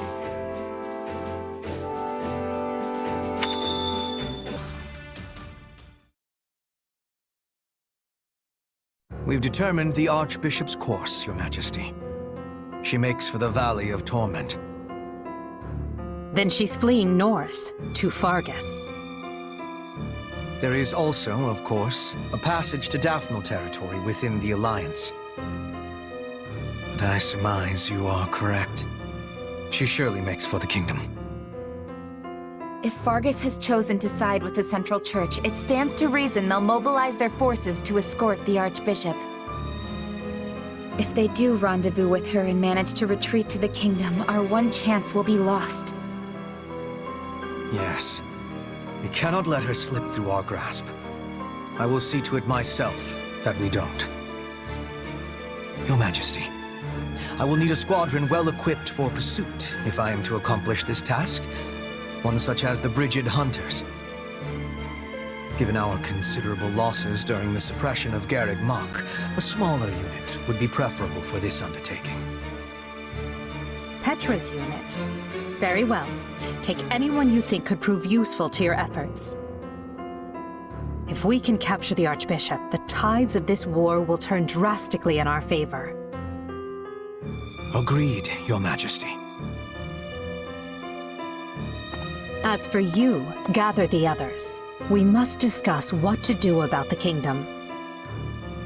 Right away, Your Majesty.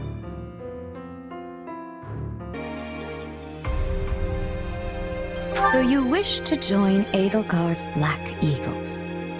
Are you certain? Yep, that's the one. I'm sure of it. May you build wonderful and lasting friendships in your new house. Well then, with that taken care of, it's time to decide which of us will supervise which house.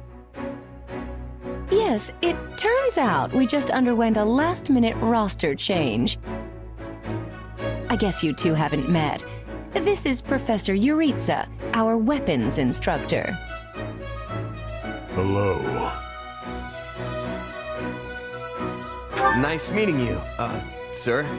Don't load me up with too much homework, all right? Do my ears deceive me? Or is that curiosity I hear in your voice, Professor Yuritsa? I thought all the houses were the same to you. Perhaps you should be in charge of our new student's house, hmm? I don't care. You decide. Well, you'll certainly hear no objections from me. Professor Manuela, you and I can take charge of the remaining houses. What? It's decided already? I was at least expecting a fight. Maybe some hair pulling? And as for you, my mysterious new student, I look forward to getting to know you much, much better throughout the year. The gall of these people making decisions for you. It's enough to make one's head spin. Right. In any case, I'm looking forward to learning from you, Professor Yuritsa. I'll inform you of our first mission soon.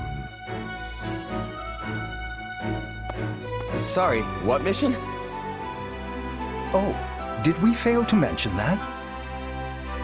Each month, every house in the Academy is given a mission entailing some form of service to the Church.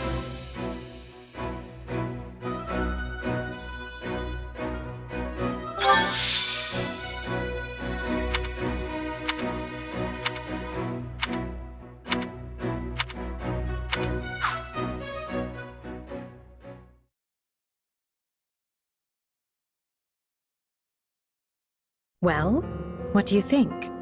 I believe there is a very good chance it will work. Perhaps, Lady Edelgard. But is that chance not outweighed by the danger of matters going awry? We have managed to walk the knife's edge so far, but what you are suggesting is open hostility. If they so much as catch wind of our intentions, things will go sideways very quickly. Regardless, this is our last opportunity to save her. Frankly, it's a miracle we even have the chance. I thought you once proclaimed not to believe in miracles, Lady Edelgard. And I don't. At least not the kind one has to sit around and wait for. But right now, everyone is exactly where we need them. Her, the bandits, the string pullers, and the perfect instructor with the perfect mission. I'm going to make this miracle happen, and I will do so for our future. Then we'd best have a plan in place to finish the job, in case they catch on. I expected you to burn a few bridges, but this plan would be akin to setting half the countryside on fire.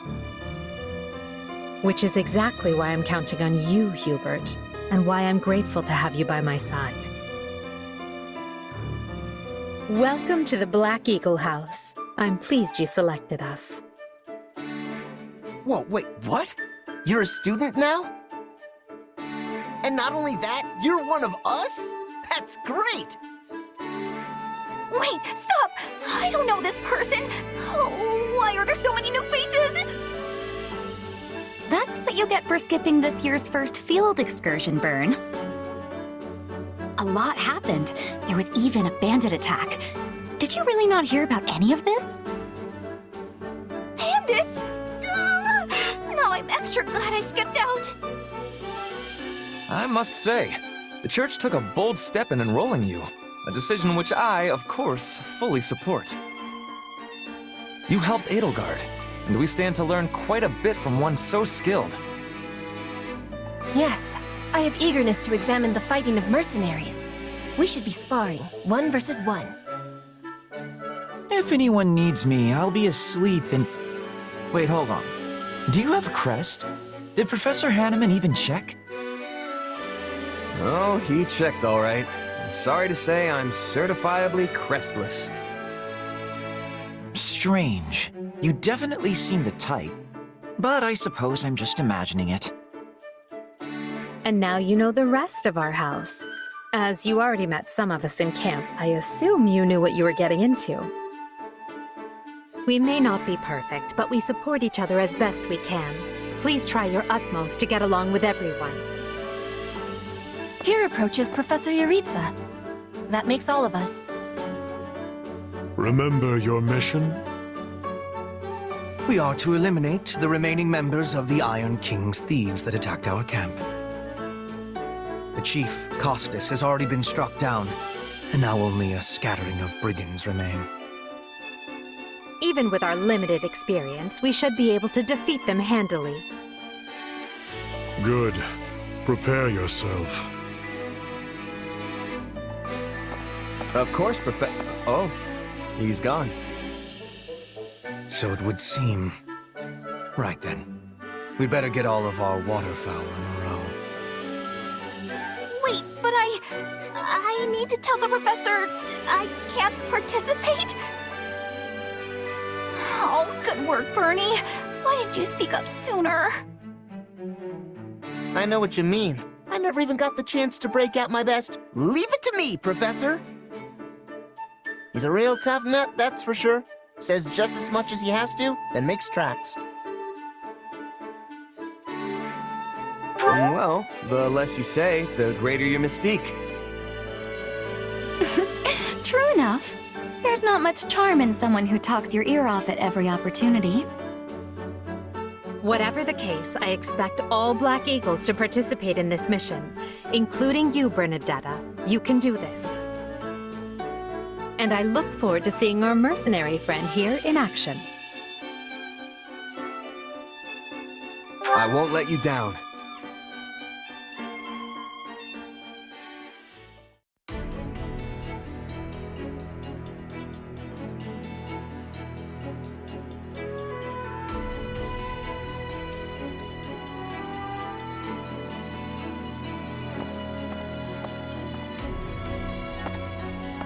There you are, Yuritsa. I have word from the knights. It is time. Yes. The bandits have fled north into the canyon bordering Count Ro's land in the kingdom. But the knights have cut off their escape, and now stand ready to provide whatever support the students may require. We'll leave at once. I needn't remind you, this is the first real battle for some of our charges. I trust you will keep them safe, though I likely do not need to worry with an old hand like you at their side. No, you don't. You there. It's time for the mission. Gather the others. A About time we saw some action.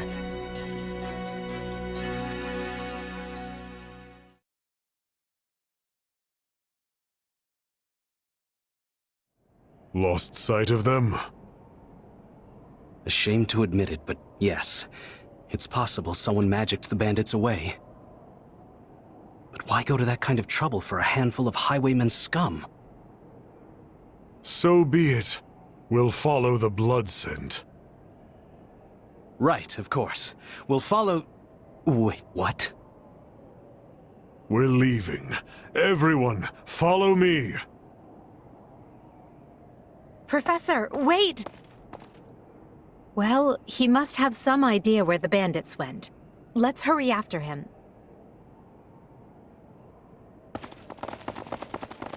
Pathetic. Professor Yuritsa, you shouldn't charge ahead like that. It's far too Wait, what is all this? Bandits! Dead by my hand. Yes, they look quite dead indeed. Are these the miscreants we were meant to deal with? How is one to tell? One uncouth ruffian looks much the same as any other. Do you know, Professor? Were you following some manner of lead? No, but it's them. They were trying to escape to that fortress. That fortress? Yes, Caspar, that's what he said. Something you want to share? Nope. It just seemed suspicious. You're something else, Caspar. Still, I guess the place does look kind of suspicious. We're near the border of the Kingdom and the Empire, but that is no Imperial outpost. It's not the Kingdom's either, and they're not flying any kind of banner. I'm guessing it's a bandit hideout. Then give us allowance to be storming their base and crushing them under our feet. It might be a little dangerous for us to handle on our own, Petra. Yes! I mean, I agree. We should all, go home. Right now. But the bandits might be inside, and they must answer for their crimes. It is our noble duty to finish them off before they can bring harm to another soul. This isn't about nobles. It's about doing the right thing, period. And striking down evil is the Caspar way.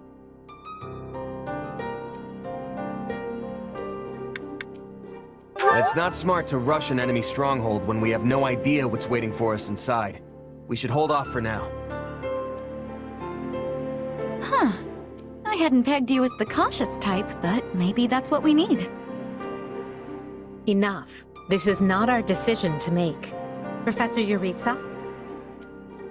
The mission stands. Enter the fortress. Dispatch any bandits you find. There are no signs of life. We may be chasing ghosts. Professor, are you having the ability to speak with ghost spirits?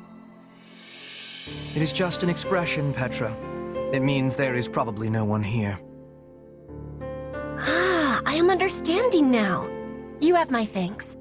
This language has much peculiarity some of the times. Well, if that's settled, let us make ready. Make sure you're prepared before we head out.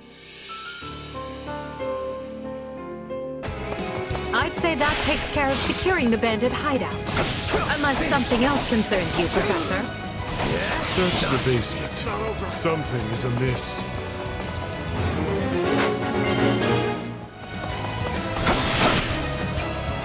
Hey, there's a prisoner down here. She looks like an academy student.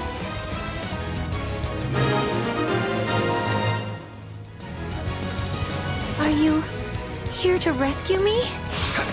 Lady Edelgard! Monica, how did you... No, my questions can wait. Thank you for saving me. Don't let the girl escape, or Kranya will make us wish we were dead.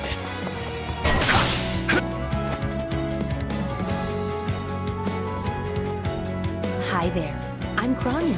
But you can just call me the lady that's about to murder you. Or, don't. It's her. So be it. Kill her.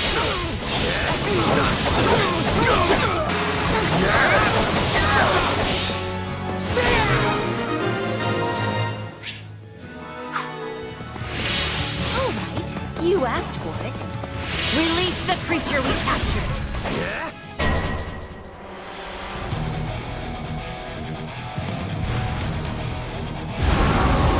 This is going to be trouble. On your guards, everyone! Take this! They defeated a demonic beast? Impossible! Talus isn't going to like this at all.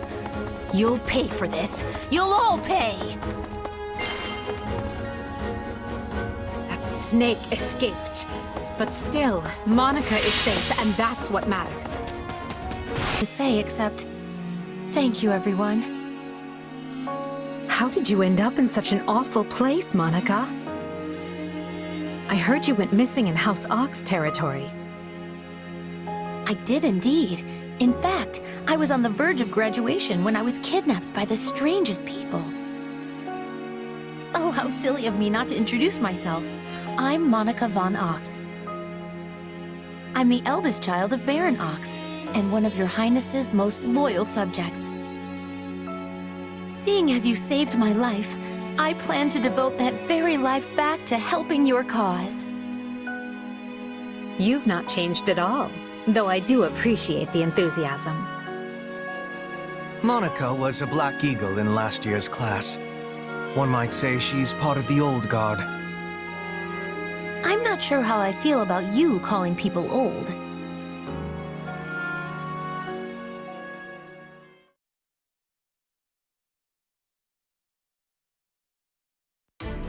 Yes. I think I understand. This all began when the knights lost sight of the bandits and you gave chase. Afterward, you entered a suspicious fortress and rescued a missing student. Well, there's nothing wrong with that. I'll be sure to smooth things over for you once we're back. Sounds good. But, why are you even here, Alois?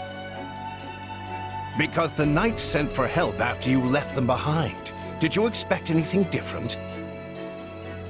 Not that I'm trying to lay blame at your feet. I know you were following Professor Euritza's lead, so I think everyone involved can head home knowing they did just swell. For as you know, all swell that ends swell...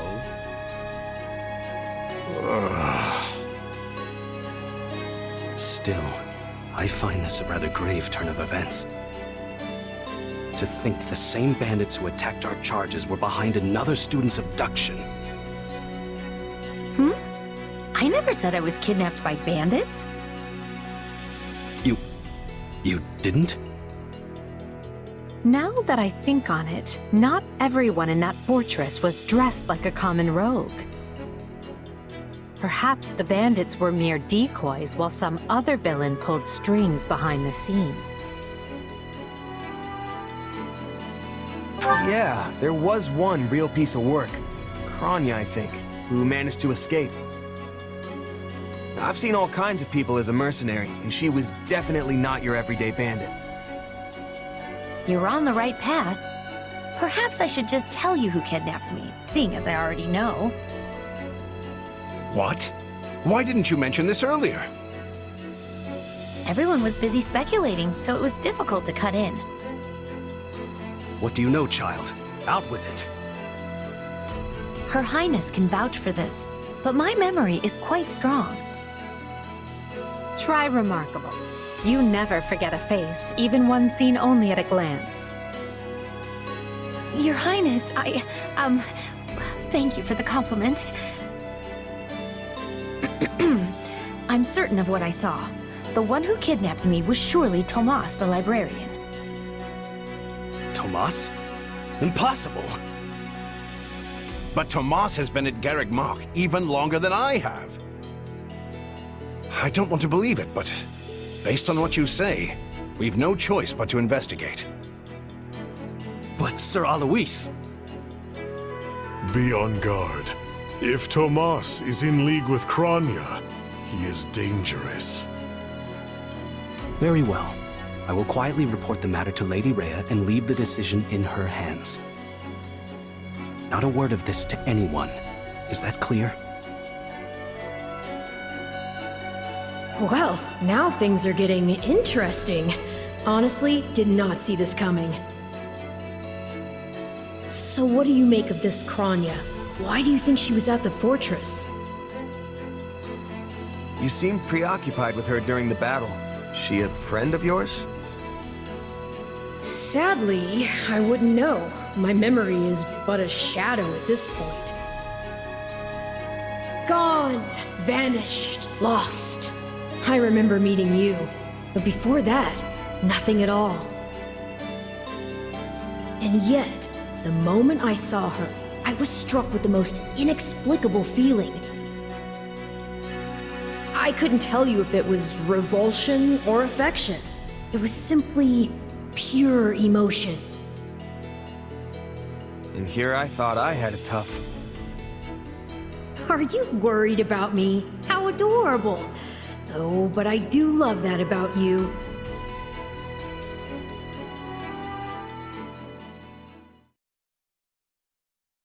And so, the Archbishop has elected to apprehend Tomas. He has been away from Garreg Mach for days now. During his absence, an investigation of his behavior and personal effects laid bare his hostility to the Church. The Knights have been instructed to await his return and take him in. As quietly as possible, of course. We want him alive, so we might discover the whereabouts of his associates. I'm glad they actually believed me. If they doubted you, you would have known it the moment they clapped you in irons and led you away. So who is this Tomas guy anyway? You say he works in the library? He does. I've lost track of how many times I've spoken to the man. No surprise, Lynn. You practically live at the library. So what did he look like again? Is he the big, burly one? Burly? Not even close. He's a frail old man with a walking stick. From what I understand, he's been at Garreg Mach for 40 years, at least. It is hard to imagine that he had been plotting evil that whole time. I wonder what led to his transformation. Transformation? Would someone not be noticing if Tomas changed his appearance? He meant a mental transformation, not a physical one. Tomas must have changed his mind about the Church at some point. I am excited to have learning of this strange new expression. I must be thanking you. If they were really worried about transformations, you'd expect they would turn their gaze to you. Good to know they're nice enough not to do so. So this Tomas person sent the bandits after us? What an awful man. We're lucky to be alive. You're one to talk, Bernadetta. You weren't even there. Yes, you were not having reason to fear for your continued living. You're right! Everyone, pipe down! Something's happening outside. Are they ready at the gates? Yes, sir. Every exit is covered. Well, well, it sounds like Tomas has returned. I don't know why I know this, but you need to get out there, and quickly. I think Tomas is here. I'll be right back. Wait, we should discuss this before you... Never mind.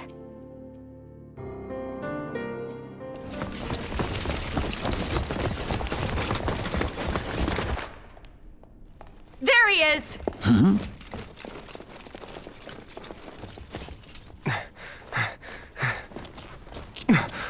That man down there. Lady Rhea wants to speak with you. I suggest you accept. This doddering persona of mine will benefit me no further.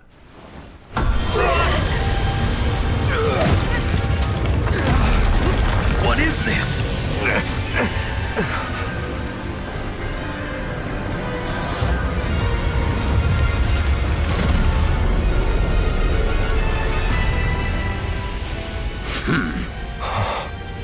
Familiar, right?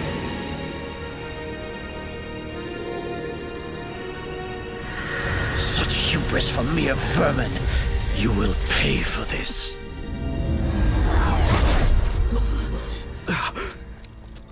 Find him! Right! What he did was just like...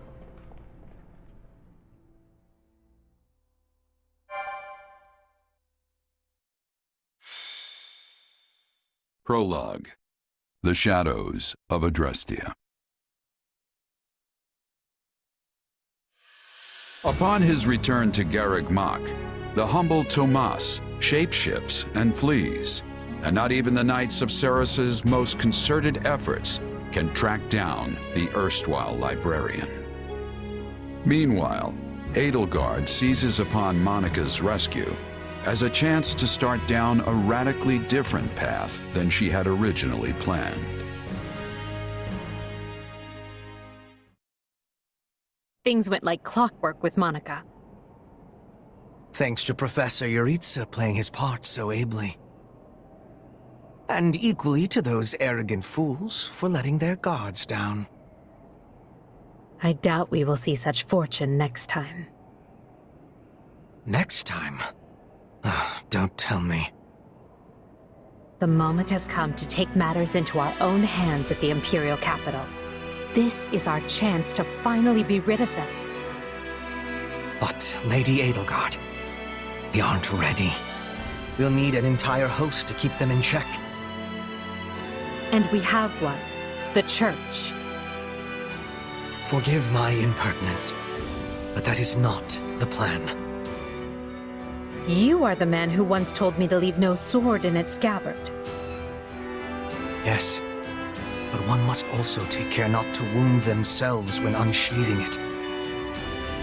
I am sorry, milady, but this plan is ill-advised. I cannot support it. And even if I were to ignore common sense and go along, it still throws our future plans into disarray. I thought you devised countermeasures to deal with the Church. Use them. But those were meant for... Very well. Are you absolutely certain this is the path? I am anything but certain. Yet the bandit attack in the mountains created an opportunity we cannot ignore. And I doubt the appearance of this new mercenary is simple coincidence.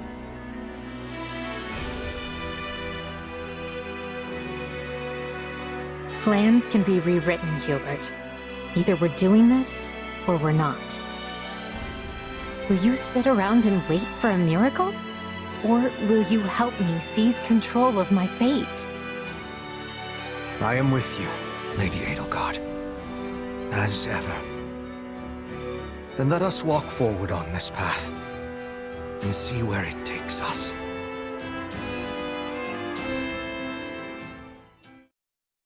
I apologize for bringing this to you on such short notice, Archbishop. Not at all, Edelgard. But might I ask, what prompted this sudden desire to return to Inbar? We believe one of Tomas's collaborators may have infiltrated the capital. My word! Tomas tended the library at Garreg Mach for decades, with nary a blemish on his record. And then, without warning, he drops his disguise and reveals himself to be a vile sorcerer of terrible ability. Someone at the capital also fits that pattern. A man we know all too well. And who might that be? My uncle, and regent of the Empire, Bokhard von Arundel. His lordship briefly defected from the Empire before reappearing several years later. But he returned a changed man, and began seizing power almost immediately. Witnesses claim he wields dark magic in secret, and is able to change his appearance at will. That does sound suspicious, if these witnesses can be believed. I would ask that you do believe them, as the information comes from my own House Vestra. I see. And when you return to the capital, how do you propose to deal with this uncle of yours? Lord Arundel has the support of a number of influential nobles, including the Prime Minister, Duke Ayer. And while we have allies of our own, it's likely they'll require some convincing. To that end, we wish to bring our friends here at the Academy, their daughters and sons, with us under the supervision of Professor Yuritsa. We hoped you would consider deploying the Knights of Seros, so the Imperial Army doesn't get any strange ideas. You wish to march on the Empire, with the Church's knights at your back? Your support would give credence to our claims. Additionally, the Knights would keep the populace in check upon our arrival, thereby preventing the city from descending into utter chaos. The more I hear of this, the more credible the threat sounds. It's clear you have thought carefully and planned well. We intend to seize the palace with our own forces, and will do our utmost to contain the conflict there. But we still need your help. Please. I have two conditions. The first, when you capture Lord Arundel, he is to be turned over to the Knights at once. The second, our Knights are not to engage in battle directly. I would have it no other way. Step lightly, Edelgard. Should these claims about Lord Arundel prove false, we will take action accordingly. Make no mistake as to who will be held accountable. Understood. But please know we have nothing to gain from deceiving the Church. Very well. I will summon the Knights and let you instruct them as to your plan. May the Goddess watch over you all.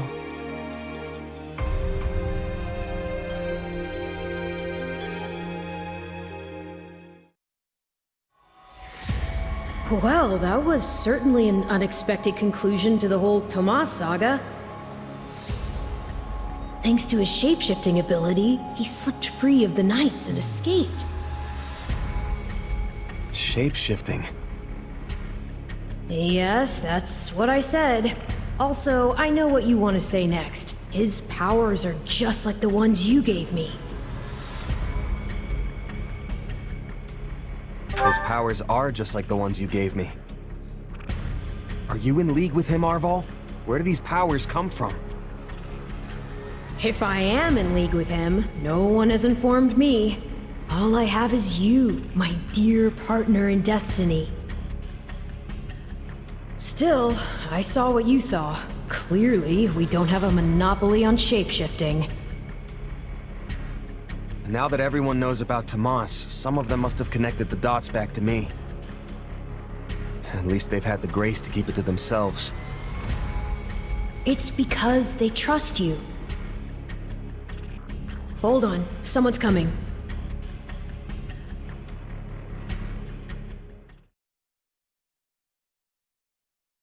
Ah, there you are. Something wrong? I must return to the Imperial capital soon for an important matter. Will you join me? Most of the other Black Eagles are coming. What's this about? I fear I must keep that to myself until we're closer to the capital. But I promise you this, there will be battle, and you will have a chance to shine. Are you sure? I mean, these powers I have... Are like the ones Tomas used? Yes, that is a bit disquieting. Still, you've given me no reason to mistrust you. You could have wrested yourself free of us from the start, but instead you chose to stay here at the monastery. You fought by our side and helped us save Monica. I think I can give you the benefit of the doubt. But here's my true proposal. If you accompany us, there's a good chance you'll learn where your powers come from. Ooh, now that is intriguing. In that case, I accept. Thanks. What? Solon's been unmasked? Yes, my lord. Rooted right out of the monastery. First Kranya's debacle and now this. What in the world is going on? I know not, my lord. What are we to do? Keep our composure for a start. Send word to the kingdom and see that Cleobulus is informed. Tell him to remain prudent. If he must go into hiding, so be it. At once, my lord. Yes? Lord Regent, I have urgent tidings to report. You may enter. Forgive the intrusion, my lord, but we just learned the Knights of Seros march on Enbar. Their purpose is unclear, but they will arrive by morning. We've been turning ourselves upside down to make ready. The Knights of Seros? No. Do you think? There's only one person who could be behind it. How dare she bare her fangs at us? They may already be within the palace walls. Mobilize the guards and search. If anyone so much as looks at you askance, kill them on the spot. Yes, my lord.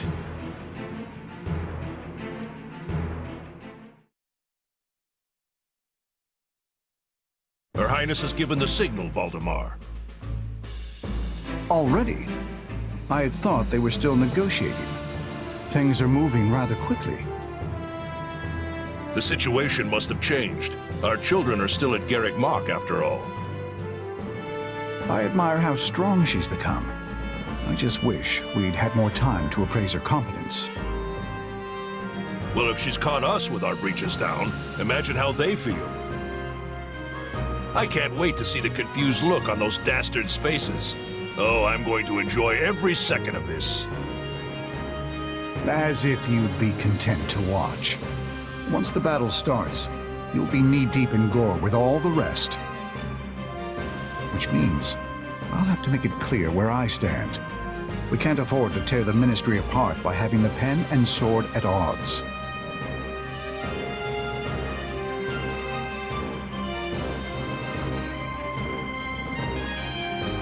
These are your instructions. I imagine they may not come as a surprise to many of you. For some time now, Enbar Palace has been infested with the same darkness you saw in Tomas. They have made a puppet of the Emperor and plot with disloyal subjects to seize control of the Empire. Our objective is to stamp these traitors out, seize the palace, and reclaim the Empire for our own. You realize it's just us, right, Edie? That sounds kind of impossible. Still, the Empire is having many soldiers. Perhaps you could be changing their minds? Those who can be won over will be.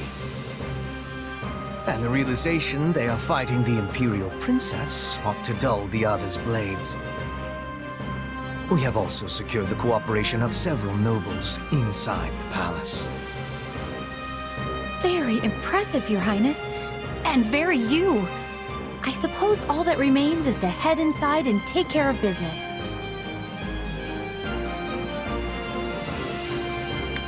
Just you watch. We'll take them all down and have the bards singing our names by nightfall. So here we are, ready to deal a masterstroke to the heart of the mighty Empire. Life with you certainly isn't boring. We'll infiltrate the palace through the rear gate, then apprehend Lord Arundel and Duke Ire. From there, we'll secure the palace's strategic positions, eliminating all resistance we encounter along the way. If that is our plan, then time cannot be wasted. You can hear them scrambling in the palace from here. Let's not wait for them to find their bearings. Lead the way, Your Highness. Oh, and make sure to keep her safe, Hubert. You know every square inch of that place, after all. Just mind you don't fall prey to your own distractions. These villains have had free run of my house for too long. Today, I take it all back. Surrender, Duke Ire. What in the... No! Seal the gate now!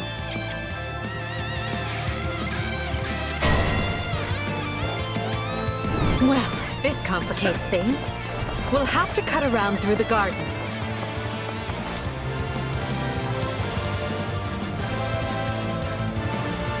Apologies, Ludwig, but if you want to leave, it'll have to be through me.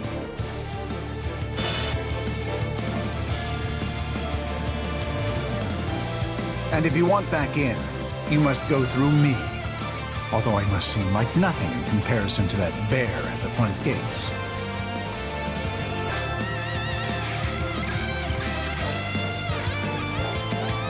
No! You're still outnumbered, and this isn't done until I say it is. Ambitions of Ludwig von Ire won't be broken. Got it. By the likes of you. How can this be? I have riches, power. I am as great as a man can be.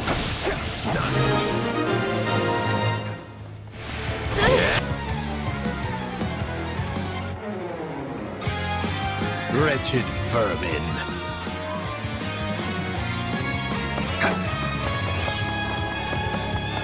I admire your tenacity. However, you clearly have no concept of how terrifying I can be. Which is why you must die. Lady Edelgard chooses to abide your existence no longer.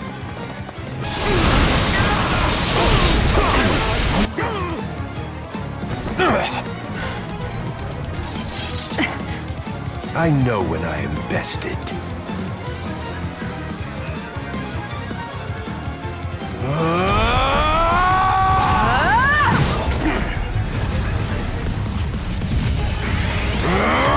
Not happening!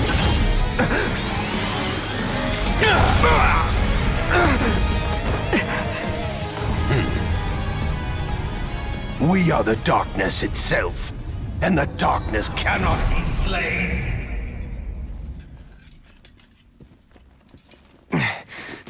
He escaped.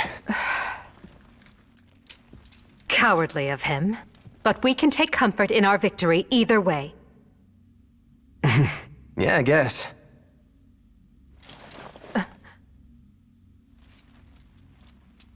Now what? Huh? Are you kidding me? When mercs celebrate a win, we slap our open palms together like that.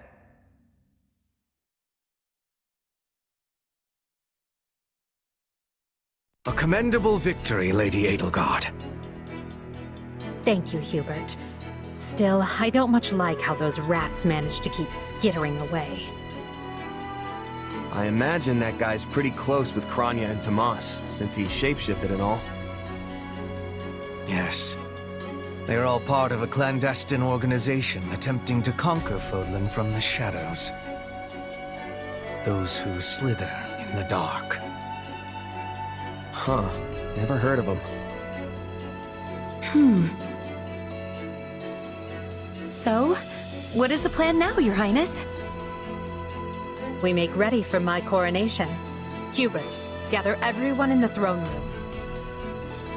At once, Your Highness. Oh, this is wonderful! Your Highness is going to become Your Majesty! Yes, but first I must speak with the Minister of Domestic Affairs, as well as the other counts. Also, I need you to go to the Knights of Saros. I wasn't expecting all of you this soon. What are you doing here? We demand an explanation. You arrested my father, Edelgard. How could you do such a thing without discussing it with me first? I'm probably not getting the finer points here. But you basically defeated both my father and Ferdinand's. Is that right? I wasn't fighting your father, Caspar. He was aiding me, as was Count Hevering. So, what about my father? Did you arrest him? Unfortunately not.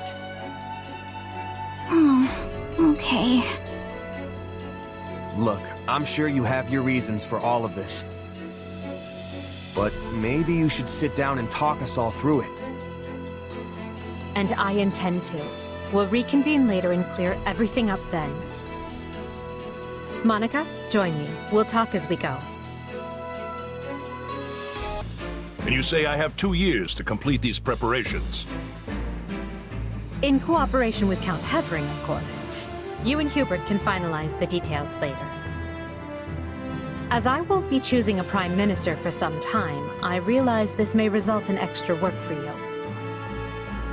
However, that also means more latitude to do things as you see fit, so long as you ensure we're prepared for a 5-year war. I will not rest until I discover a solution, Your Highness. So long as our military leaders don't tread on my toes, I shouldn't have too much difficulty. For something this big, you better believe we'll have plenty of need for resources. Leave it to a narrow-minded quill carrier like you to call that treading on your toes. In Her Majesty's name, I will decide what is and isn't appropriate regarding your needs. Also, anyone would seem narrow-minded when compared to a swollen-headed juggernaut such as yourself. A juggernaut, huh? Yeah, I like the sound of that. I see someone allowed his sarcasm lessons to lapse. Moving on. Lord Arundel's followers will doubtless attempt to interfere, so we'll need to keep a close eye on them. Once Count Varley joins us, we can discuss the matter I mentioned further. It seems he's just arrived, Your Majesty. Apologies for my tardiness. Gregoire von Varley at the court service. My, but attendance seems light. Where is the Lord Regent and the rest of our noble six? Duke Eyre stands accused of treason and has been dismissed as Prime Minister. He currently awaits judgment in one of our finer dungeons. Lord Arundel is a fugitive from the same crime and will be taken in soon. Dead or alive, it makes no difference. Well, this is a rather shocking turn of events. I had no idea Ludwig was capable of such things. Still, rest assured that I am nothing like him. Indeed. And as for the others, Duke Gert was dispatched to Western Fodland to conduct negotiations. And my father, the late Marquis Vestra, perished in the struggle to capture Duke Eyre. Which makes me the new Marquis Vestra, and Minister of the Imperial Household. Ah! You've nothing to fear, Count Varley. Her Majesty intends to bestow a great honor upon you. Majesty? Wait, you mean... The title hasn't been formalized just yet, but as it stands, you should view it as a foregone conclusion. More importantly, Count Varley, there is a very important position I wish for you to fill. I intend to rebuild the Southern Church, and who better to be the bishop than you, our Minister of Religious Affairs? I will make my case to the Archbishop personally. Thankfully, Lord Arundel and his men are no longer around to obstruct such a move. You would bestow such a position on me? Make no mistake, it is a great honor, but Are you certain? Very. Now then, your first duty in the role will be to oversee my coronation. Do not fail me, Bishop. I'm sorry to keep you waiting. Are you enjoying your stay at the palace?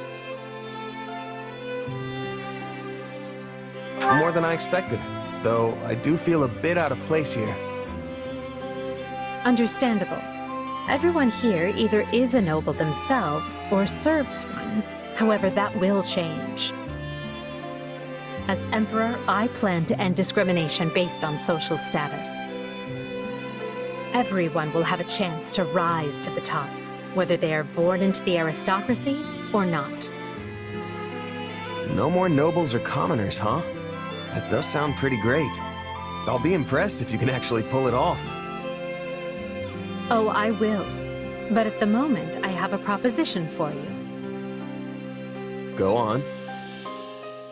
We've successfully expunged the Prime Minister and the rest of that puppet government. But a certain amount of unrest is unavoidable, which means I must remain here in the capital. In other words, I can't go back to Garreg Mach and continue my studies. What about the others?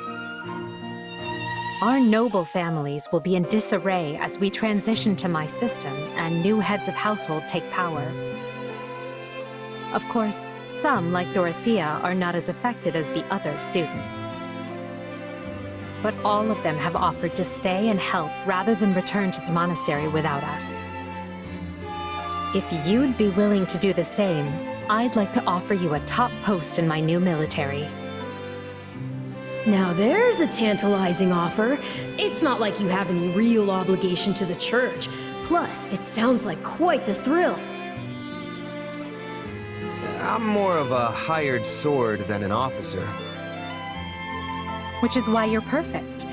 Hubert wants to recruit mercenaries such as yourself and form a new unit. I can't put some noble in command of them. That would be ill-advised. But they would listen to a capable fighter such as you. You're Hubert's first and only choice. I don't know if I really have the experience for it. But if you have that much faith in me, I won't let you down.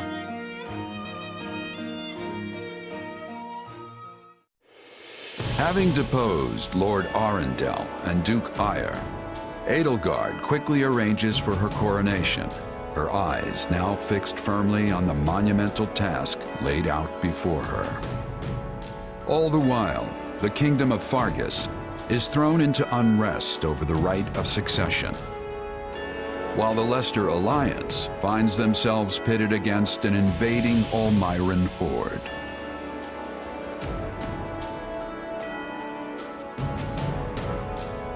Realizing the troubles of Fodlan will fall squarely on her young students' shoulders, Archbishop Rhea closes the Officers' Academy and permits her charges to return home. Scarlet blaze. The struggle commences. It is the end of 1181. 2 years have passed since the Officers' Academy closed its doors. Having ascended the throne of Adrestia, Edelgard has begun to enact sweeping change.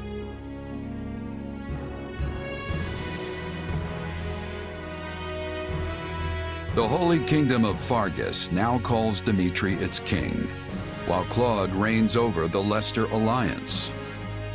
All three house leaders have found their wings as rulers of a new generation.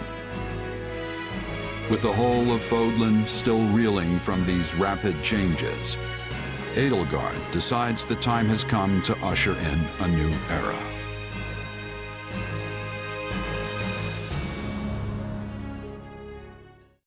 People of Fodlan, the Empire will stand by no longer.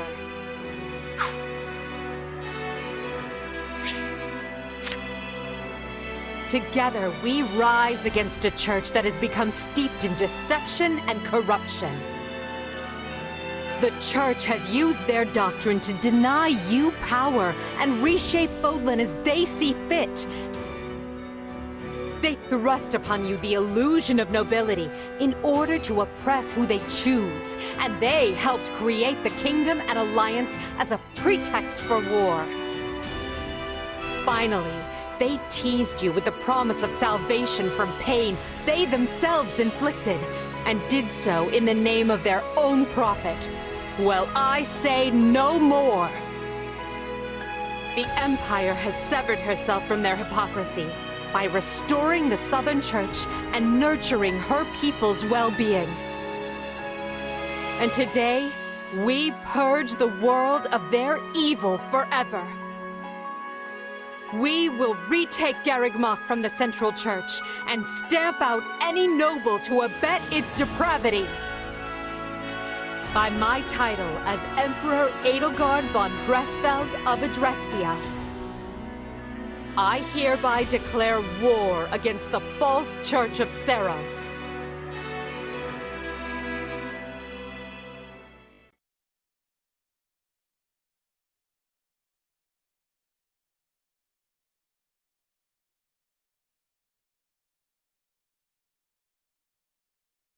The past 2 years have flown by in but the blink of an eye. And while they felt short, they were certainly eventful. The Empire has come far since we removed Arundel from power. We reformed the government, remedied our diplomatic troubles, and bolstered our military. And most significantly, we gave strength to the Southern Church, creating the perfect wedge against the Church of Seros. A shame our bishop has become the target of relentless censure as a result. Why, the Central Church even targeted him for assassination. Poor Count Varley. It could not have happened to a finer man. And then there's the matter of Lord Arundel. What are he and his minions up to now? Slithering in the shadows of Fodlan, much as they have done for centuries. It will not be easy to drag such adept skulkers into the light. Perhaps not. Then for now, let's remain focused on the formidable adversary ahead. Did you call us here, Edelgard? It's good to see so many familiar faces. I did, and thank you for coming. This may be the first time I've seen all of you in the same room since the Officers' Academy closed. Likely, yes. We have all been rather busy marching down the separate paths life laid out for us. Or most of us have, anyway. Others, such as myself, managed to eschew work in favor of a more leisurely existence. Hey! I was working hard at staying in my room, but still... Father's been dreadfully busy, so he's never home. Which has been pretty nice, actually. I was returning home to Bridget. I finished my task, and now I have been returned here. Well, enough. Now, as you know, the Empire will launch its attack on Garreg Mach in the coming days. Emperor Edelgard will lead the invasion personally, and wishes for those present to form the backbone of her army.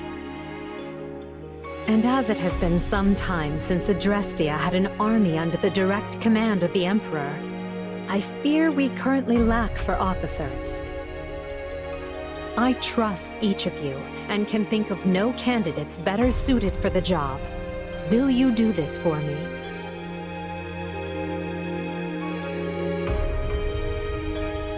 So you've got other plans for my father's army, I take it? Well then count me in. I'm ready to go whenever. I would have been happy with a life serving you here in the capital. But if war is coming, I want to see it through myself. I'll go wherever you go, Your Majesty. I'm always ready. Plus, it's good to know I haven't been training this hard for nothing. I've high hopes for you, and trust you will prove the wisdom of my decision. Just you wait. I'm gonna hurdle clean over those high hopes and show you what I can really do. Be certain to save some of your hopes for me, because I most assuredly have what it takes to succeed. And with that... New Empire Army, move out! Ferdinand, kindly leave the commanding and naming to me. Do you have a moment?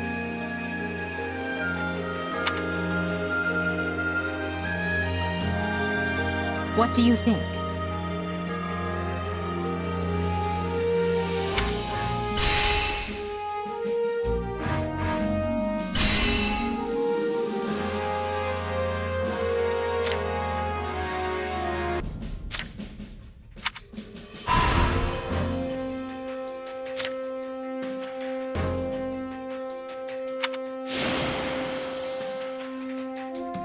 You see?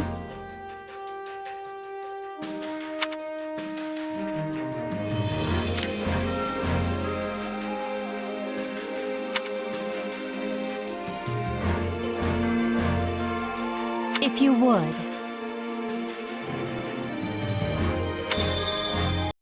The Imperial Army has invaded Burgundy, and will reach Garreg Mach within the month.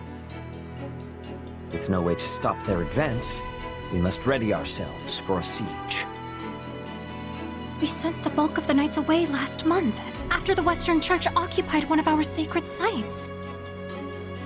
The forces that remain are thin at best. How are we to hold the monastery with such short-handed numbers? It is possible the Empire orchestrated that entire incident to bleed off our strength. Look at how thoroughly information about it was buried, and how quickly the Empire invaded after declaring war. It all feels carefully calculated. I would not put it past them. If they bring war to our doorstep, they will want us on the worst footing possible. If the tides turn against us, we may have to abandon Garreg Mach. Never! Edelgard is already using the Southern Church to erode our legitimacy. And now she has the gall to try and remove us by force? There can be no mercy for tyrants. So help me, I would like to put her entire army to the sword myself. Is it truly too late to prevent bloodshed, Lady Rhea? Edelgard must have her reasons for doing this. If so, they elude me. The woman seems to consider our church's very existence an abomination. Yet she has gone to the trouble of reviving the Southern Church, which implies she does not mean to destroy the faith outright. Perhaps Garreg Mach is the true prize she seeks. Or worse, this entire invasion could merely be a precursor to conquering all of Fodlan.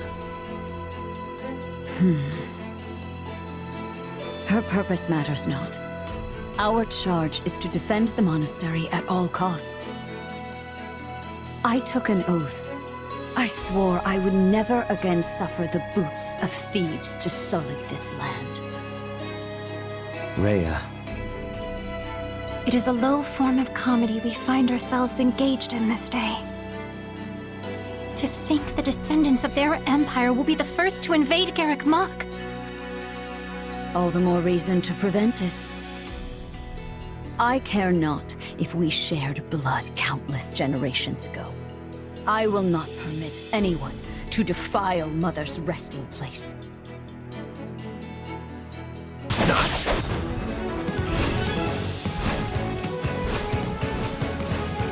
Stay out of my way! Let us approach this without...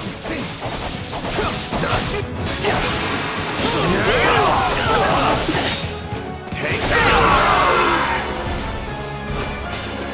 I'll win the next one too, if I just stay focused.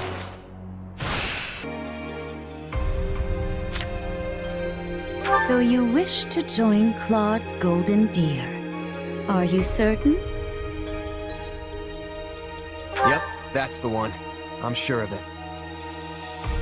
May you build wonderful and lasting friendships in your new house. Well then, with that taken care of, it's time to decide which of us will supervise which house. Yes, it turns out we just underwent a last-minute roster change. I guess you two haven't met. This is Professor Yuritsa, our weapons instructor. Hello.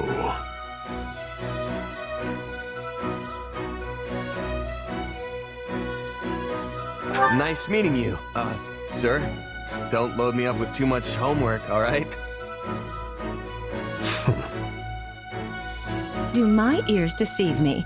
Or is that curiosity I hear in your voice, Professor Yuritsa? I thought all the houses were the same to you. Perhaps you should be in charge of our new student's house, hmm? I don't care. You decide. Well, you'll certainly hear no objections from me.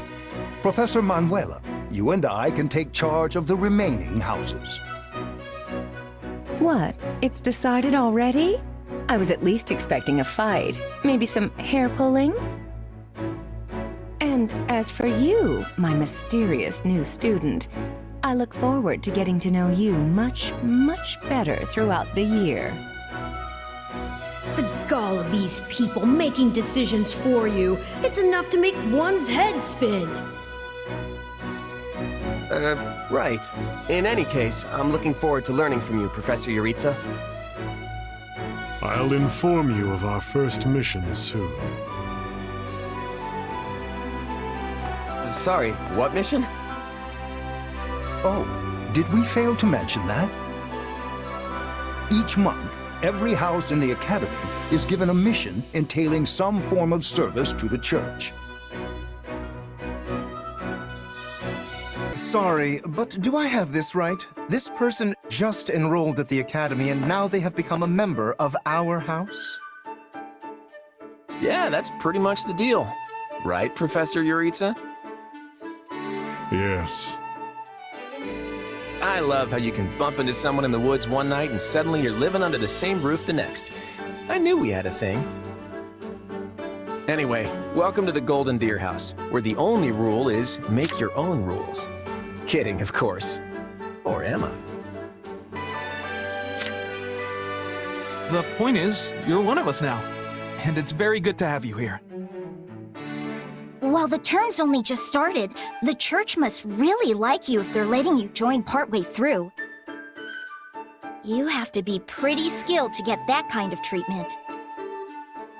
Well, I believe it. I mean, how many people our age can cut it as full-fledged mercenaries?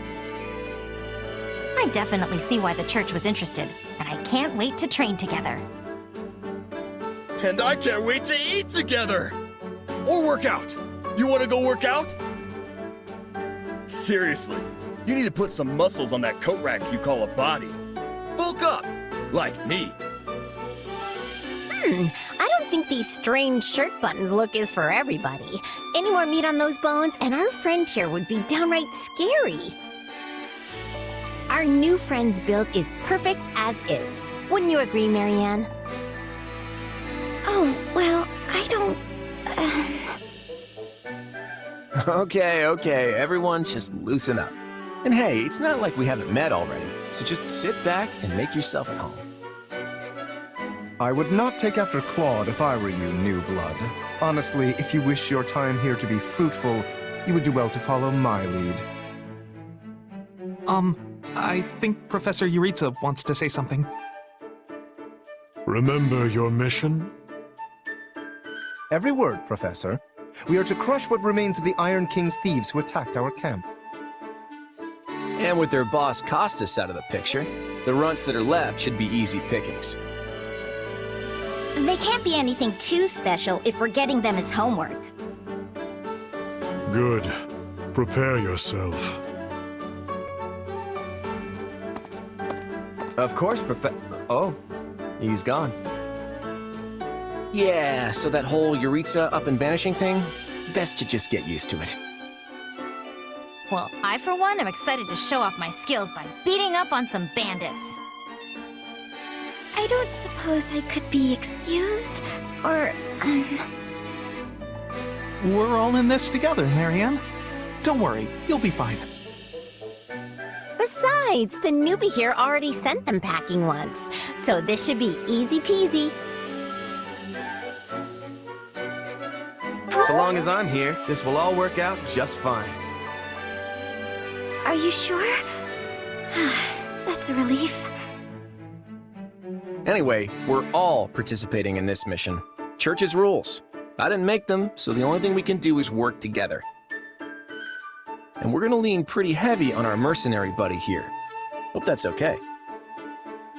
I won't let you down.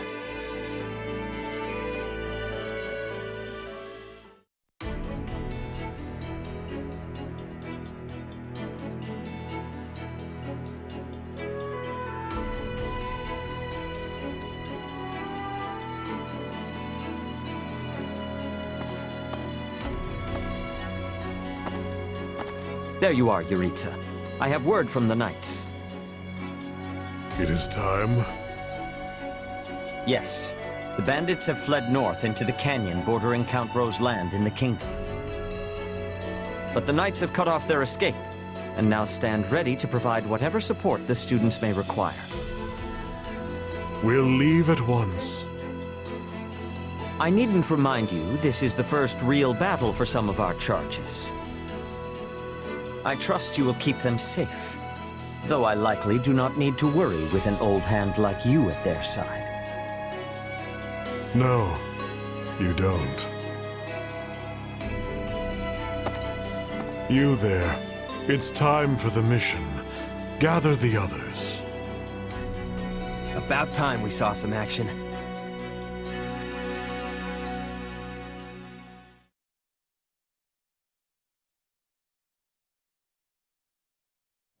Lost sight of them? Ashamed to admit it, but yes. It's possible someone magicked the bandits away. But why go to that kind of trouble for a handful of highwaymen scum? So be it. We'll follow the blood scent. Right, of course. We'll follow... Wait, what? We're leaving. Everyone, follow me! Hey, Professor Yuritsa, are you... And the way he goes. Guess we better get after him.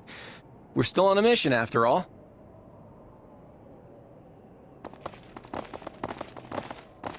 Pathetic. Slow down, Professor. You're making it hard for us to... Oh. Well, this is something.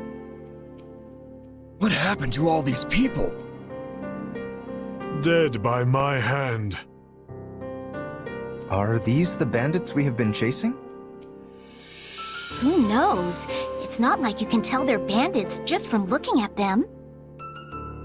Well, Professor, are they the villains we're searching for? Most likely. I caught them trying to escape to that fortress. Okay, does it have to be so dark and spooky? It must be their hideout if they were trying to shelter there. Then let's quit standing around and seize the place. Might even find some nice gear in the process. I concur. As nobles, we would be remiss to let the people suffer at the hands of these rapscallions 1 minute longer. So you want to go in there? Yeah, you know what? I think I'll stay here and make sure the outside is safe. Right, Marianne? You with me?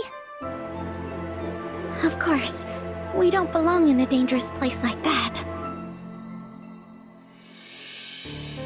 It's not smart to rush an enemy stronghold when we have no idea what's waiting for us inside. We should hold off for now. I have to agree. Caution is often the greater part of valor, after all. It seems like opinions are split, but the thing is, we're still on a mission. And that means we leave the decision-making to Professor Yuritsa. And I say, enter the fortress. Dispatch any bandits you find. But... There's no cause for concern. I see no signs of life. There can't be more than a handful, or none at all. I'd be happy with the none option. My grandpa told me empty forts have ghosts in them. Ghosts? I mean, how childish. Everyone knows there's no such thing. We're hunting bandits, not banshees. So can we please just get this over with? Lysithia, don't tell me that you're... You know what? Probably better not to ask. You folks must be pretty confident considering how much you're horsing around. Just be careful some brute doesn't take you by surprise. Yeah, we'll just need to watch each other's backs. Eyes peeled, everyone.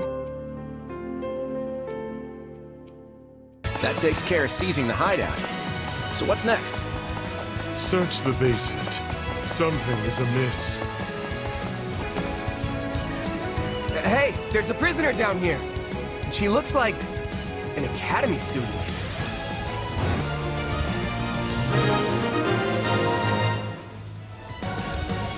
Are you here to rescue me? Hey, are you all right? Who did this to you? Actually, never mind. Let's get you out of here before any of that. Thank you for saving me. Don't let the girl escape, or Kranya will make us wish we were dead.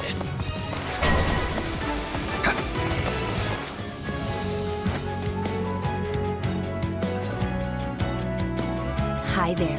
I'm Kranya, but you can just call me the lady that's about to murder you. Or, don't. It's her. So be it. Kill her.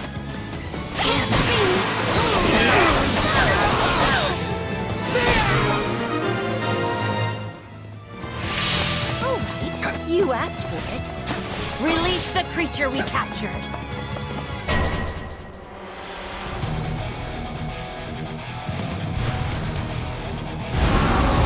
What is that? Looks like some sort of giant beast.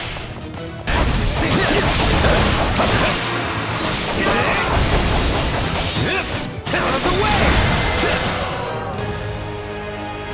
They defeated a demonic beast? Impossible! Talus isn't going to like this at all. You'll pay for this. You'll all pay! Talk about strange customers. Well, at least we beat her. That's what counts. We should be safe here for the time being. I'm well acquainted with Professor Yuritsa, but the rest of you are this year's fresh-faced golden deer, I presume? Nothing but the freshest. Also, is it just me, or are you wearing our uniform? And how do you know Professor Yuritsa? Do you go to the Officers' Academy? She's one of last year's students. A Black Eagle. Which would make you our senior. But what were you doing here in a bandit fortress? Well, I was just on the verge of graduation last year when I was kidnapped by the strangest people. In truth, I thought I'd never breathe fresh air again. Thank you for coming when you did. Oh, where are my manners? I'm Monica von Ox, eldest daughter of the Empire's Baron Ox.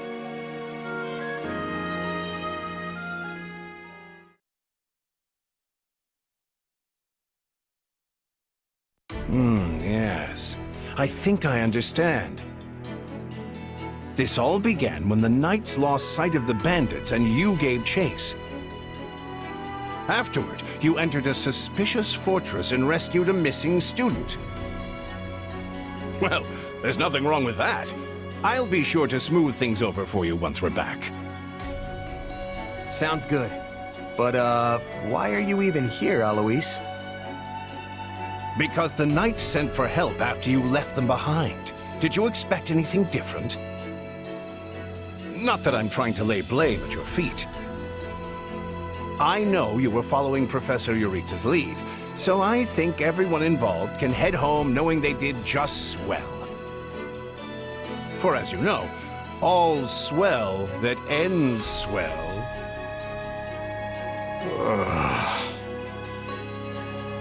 Still, I find this a rather grave turn of events. To think the same bandits who attacked our charges were behind another student's abduction.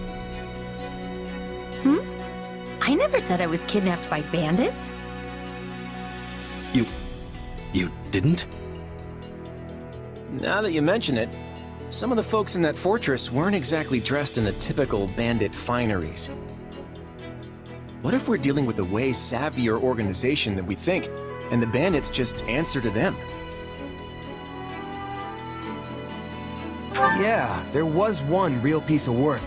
Kranya, I think, who managed to escape. I've seen all kinds of people as a mercenary, and she was definitely not your everyday bandit. You're on the right path. Perhaps I should just tell you who kidnapped me, seeing as I already know. What? Why didn't you mention this earlier? Everyone was busy speculating, so it was difficult to cut in. What do you know, child? Out with it. Well, the one who kidnapped me was Tomas the librarian. I'm certain of it. I could tell from his gait, and how he held his staff. I suppose he isn't the simple scholar you think he is. Tomas? Impossible! But Tomas has been at Garrick Mach even longer than I have. I don't want to believe it, but based on what you say, we've no choice but to investigate. But Sir Alois... Be on guard. If Tomas is in league with Kranya, he is dangerous. Very well. I will quietly report the matter to Lady Rhea and leave the decision in her hands. Not a word of this to anyone. Is that clear? Well, now things are getting interesting. Honestly, did not see this coming. So what do you make of this Kranya? Why do you think she was at the fortress? You seemed preoccupied with her during the battle. She a friend of yours? Sadly, I wouldn't know. My memory is but a shadow at this point. Gone, vanished, lost. I remember meeting you, but before that, nothing at all. And yet, the moment I saw her, I was struck with the most inexplicable feeling. I couldn't tell you if it was revulsion or affection. It was simply pure emotion. And here I thought I had it tough. Are you worried about me? How adorable! Oh, but I do love that about you.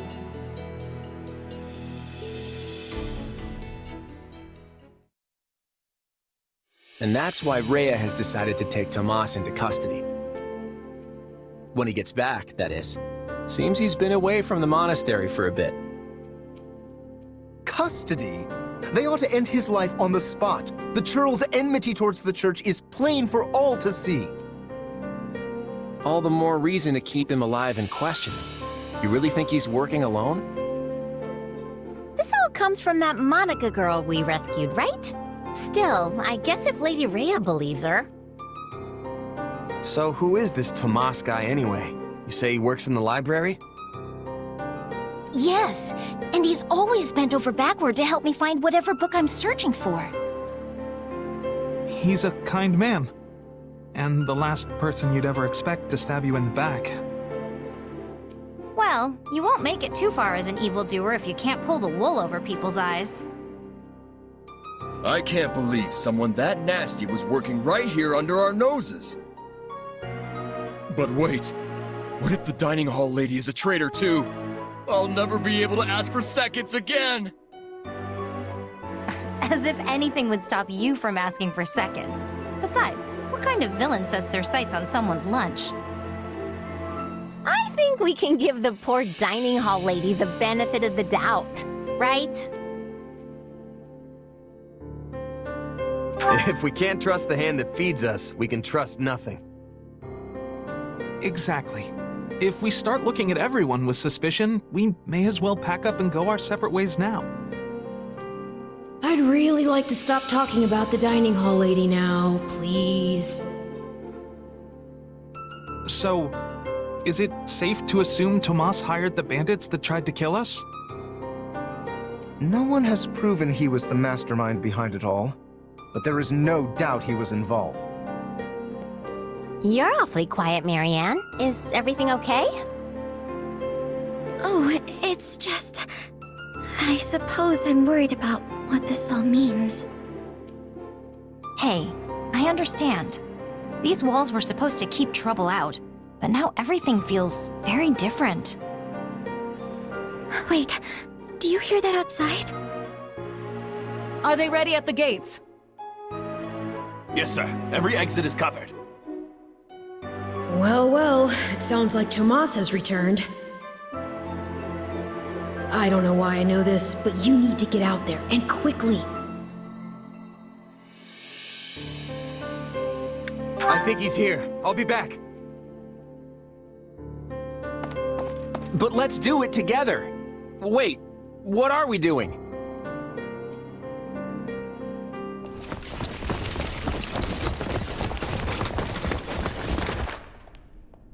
There he is!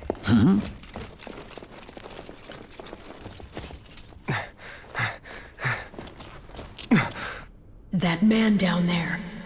Lady Rhea wants to speak with you. I suggest you accept.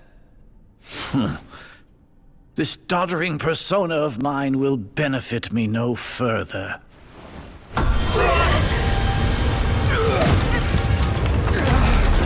What is this?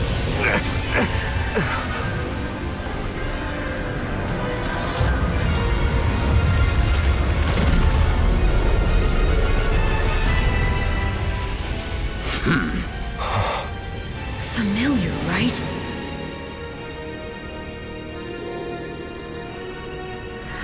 Such hubris from mere vermin. You will pay for this.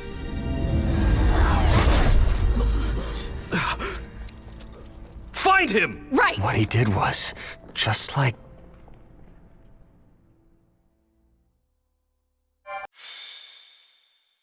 Prologue. The Battle for the Locket.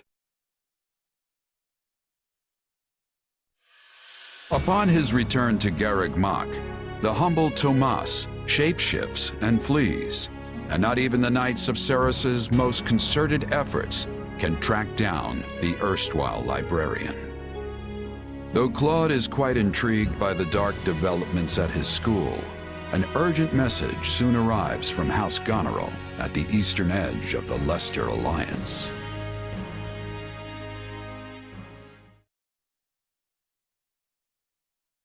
Well, that was certainly an unexpected conclusion to the whole Tomas saga. Thanks to his shapeshifting ability, he slipped free of the Knights and escaped. Shape-shifting. Yes, that's what I said. Also, I know what you want to say next. His powers are just like the ones you gave me. His powers are just like the ones you gave me. Are you in league with him, Arval? Where do these powers come from? If I am in league with him, no one has informed me. All I have is you, my dear partner in destiny. Still, I saw what you saw. Clearly, we don't have a monopoly on shapeshifting. Now that everyone knows about Tomas, some of them must have connected the dots back to me. At least they've had the grace to keep it to themselves. It's because they trust you. Hold on, someone's coming.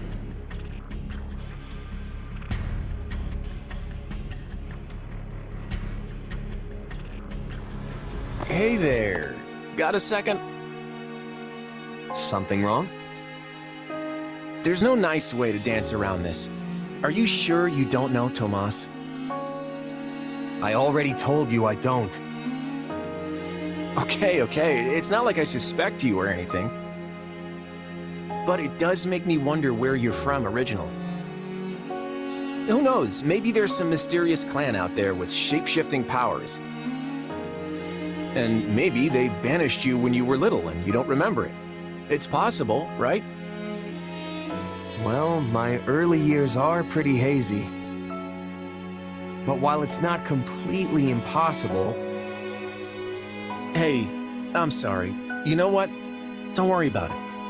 I only ask because people here also see me as something of an outsider. Guess I got a little ahead of myself. Maybe I was just excited to meet a kindred spirit. You're an outsider? There you are, Claude. You must come quickly. We have an urgent message from House Goneril. Sure thing. Why don't you tag along? I'm not sure what House Goneril wants, but it can't be good.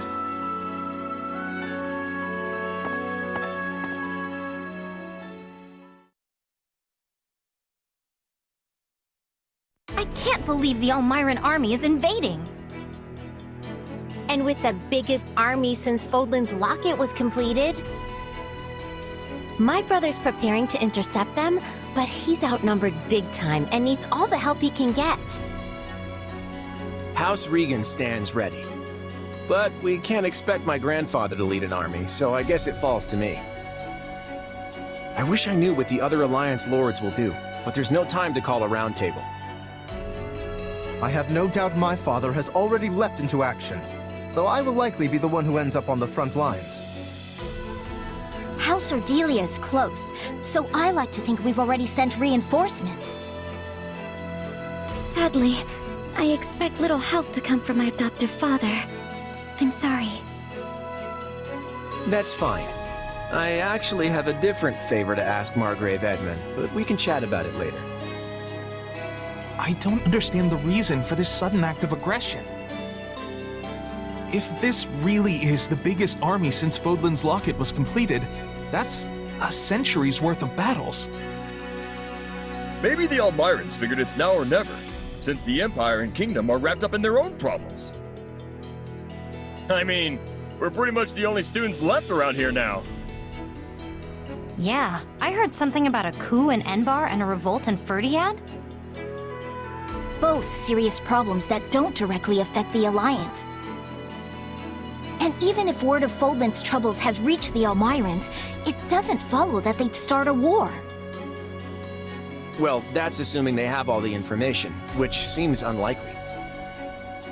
If all they heard was something vague like war in the capitals, it might make them more likely to invade. Do you truly think so?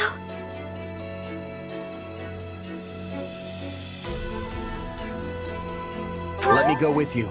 Maybe I can help. Hey, we need every sword hand we can get. Welcome aboard. And you'll have me. The name's Shamir. I'm a Knight of Saros. The bulk of my knights were dispatched earlier to track down Tomas. And the rest of us fanned out to the Kingdom and Imperial capitals. Yeah, I was worried they might have been deployed already. How did we end up with you?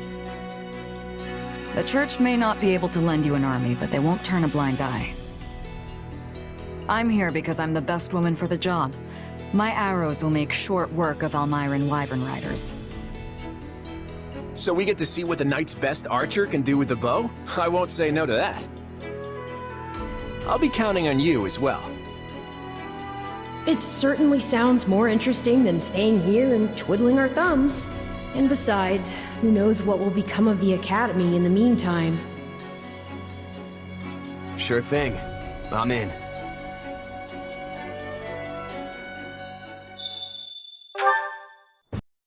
I gave you an order, Nadir. Yes, sir. You sure did. Then explain why we remain on this side of the mountain staring at that wretched fortress! Did I not command you to gather enough soldiers to push through? Yes, and I did all that. We actually have the numbers advantage by some margin. But the enemy commander Holst is a born leader, and his men are bound to fight like demons. I'm sorry. Are you suggesting some cowardly savage is a superior commander to me? The next king of Elmira? Not at all, not at all. Merely pointing out that storming a fortress tends to be one of those time-consuming sort of things. In which case, the current state of affairs proves to be exceedingly fortunate for you. As we speak, the Imperial household fights to hold power against the Empire's nobility, while the whole kingdom bickers over who should wear the crown. There will be no reinforcements here. Take whatever time you need. I admire that optimism. But as I recall, the king instructed us not to attack yet. That was before the situation changed. Father will hold me in great esteem for this. Mark my words. Also, Khalid has been absent for a good while now. And I wager he's plotting some mischief. But once I've conquered Fodlan, it won't matter what folly he attempts. The throne will be mine. Prince Shahid, enemy reinforcements have been spotted. What? No matter. There can't be more than a scattering of them. Send in what's left of our troops and crush them all!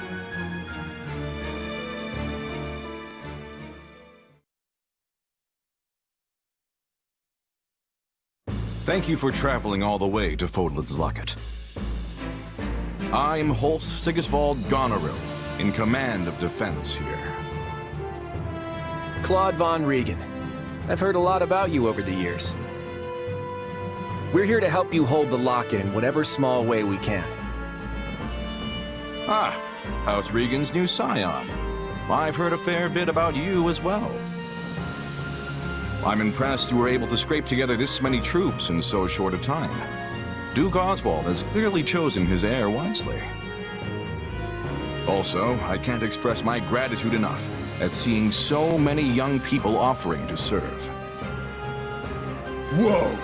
Look at the muscles on you! Your regiment must be epic! Oh, I'm Raphael Kirsten, by the way. Nice to meet you, Holst. Do not address him so casually, you oaf. This is General Holst, one of the Alliance's finest and bravest warriors. Well met, General. My father sends his warmest regards. So we're gonna fight alongside a famous general? Huh. No pressure there. Yes, I know when I'm out of my league, and I am clearly way out on this one. Maybe I should go back to the monastery. And I as well. Enough, both of you. This is no time to be cowards. Our enemy's just over there. Are you gonna hide like field mice, or will you find some courage and fight?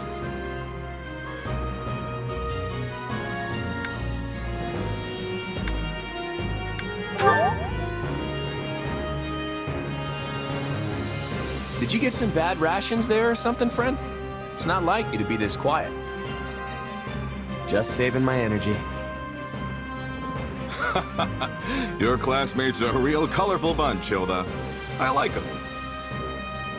Thanks, Holst. But if we're all done catching up, we might want to focus on the enemy army that's headed right for us. Oh, so they are. The sight of your forces clearly lit a fire beneath them. Fortunately, the locket is impregnable, which they'll soon discover the hard way. Good luck, all. I'm counting on you. To battle!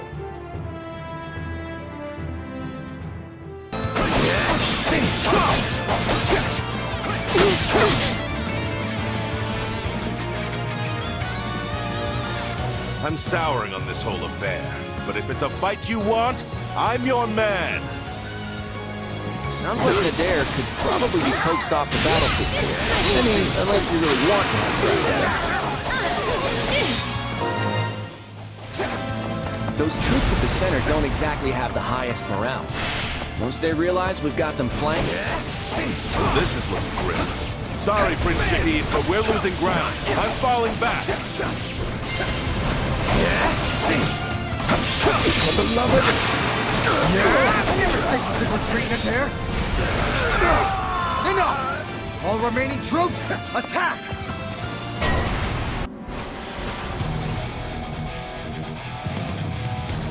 You stand in the presence of Shahid the Great, next king of Elmyra!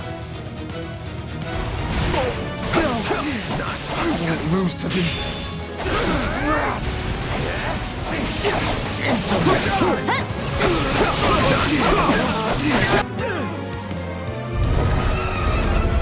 How dare you challenge me!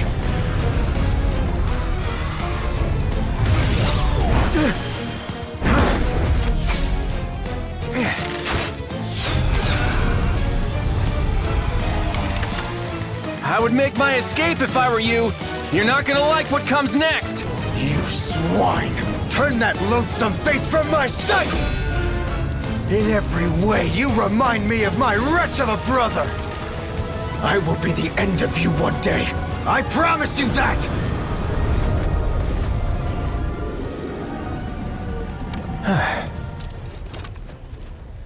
Shouldn't we go after him? Nah. At the end of the day, he's still royalty. The last thing we need is some army tromping in here trying to avenge him, you know?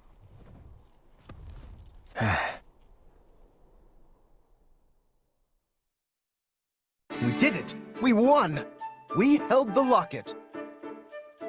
Honestly, I expected more of a struggle. For some reason, the Almirans just didn't have the fight in them. If they were serious about beating us, we probably would have found our backs against the wall. What matters is that we're safe, and no one from our house was killed. Thanks to Holst! He was out there taking on thousands of soldiers all by himself! I don't think it was actually thousands, although I agree, it was an impressive sight.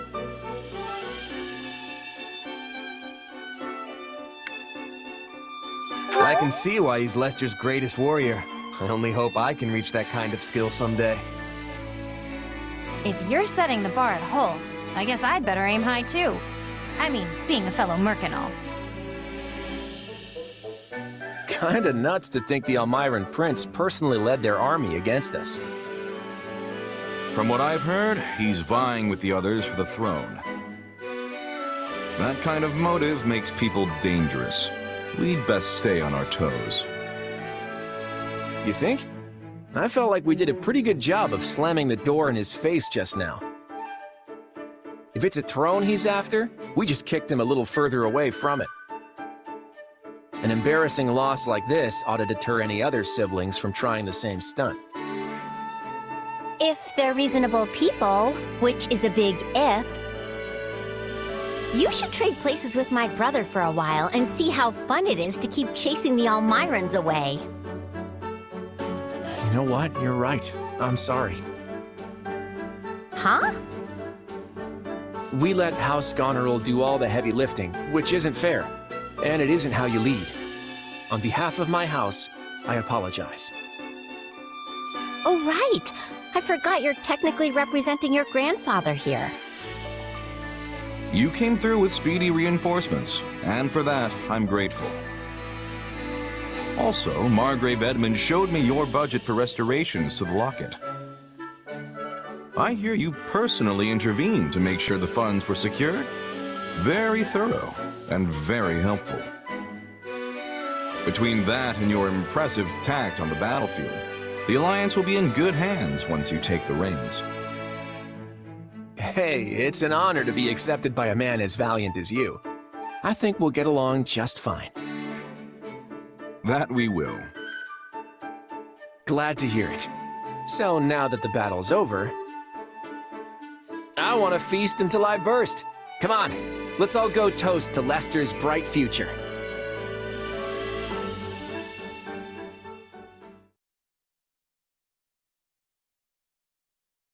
Ooh, I'm so stuffed I can barely move.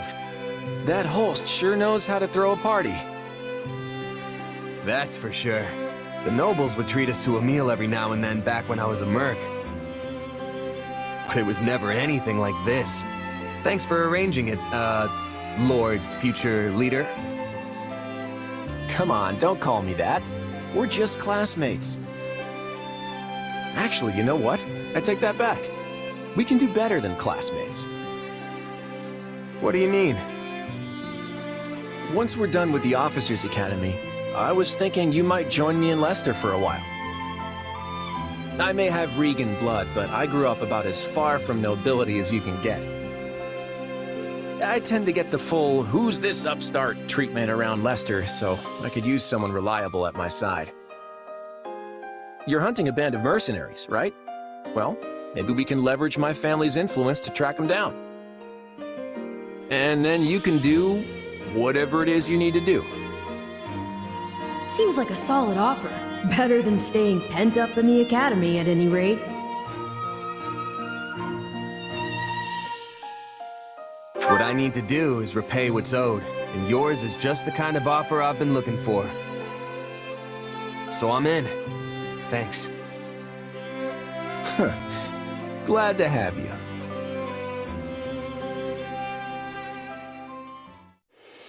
As the representative leader of the Alliance, Claude narrowly defends Fodlan's locket from Prince Shahid and the Omirans, but the future of the Alliance remains in jeopardy. Meanwhile, a power struggle breaks out in the capital of the Adrestian Empire, and a revolt over the right of succession takes root in the Holy Kingdom of Fargus. Realizing the troubles of Fodlan will fall squarely on her young students' shoulders, Archbishop Rhea closes the Officers' Academy and permits her charges to return home. It is the end of 1181. 2 years have passed since the Officers' Academy closed its doors. Claude has inherited the leadership of Lester and toils to unite the nobles in the region. With Edelgard ruling as Emperor of Adrestia and Dimitri sitting on the throne in Fargus, the three former schoolmates are striking out as the next generation of leaders. A new era is dawning in Fodlan, and much teeters at the brink of great change. Edelgard declares war against the Central Church, causing the first tremor of a major upheaval.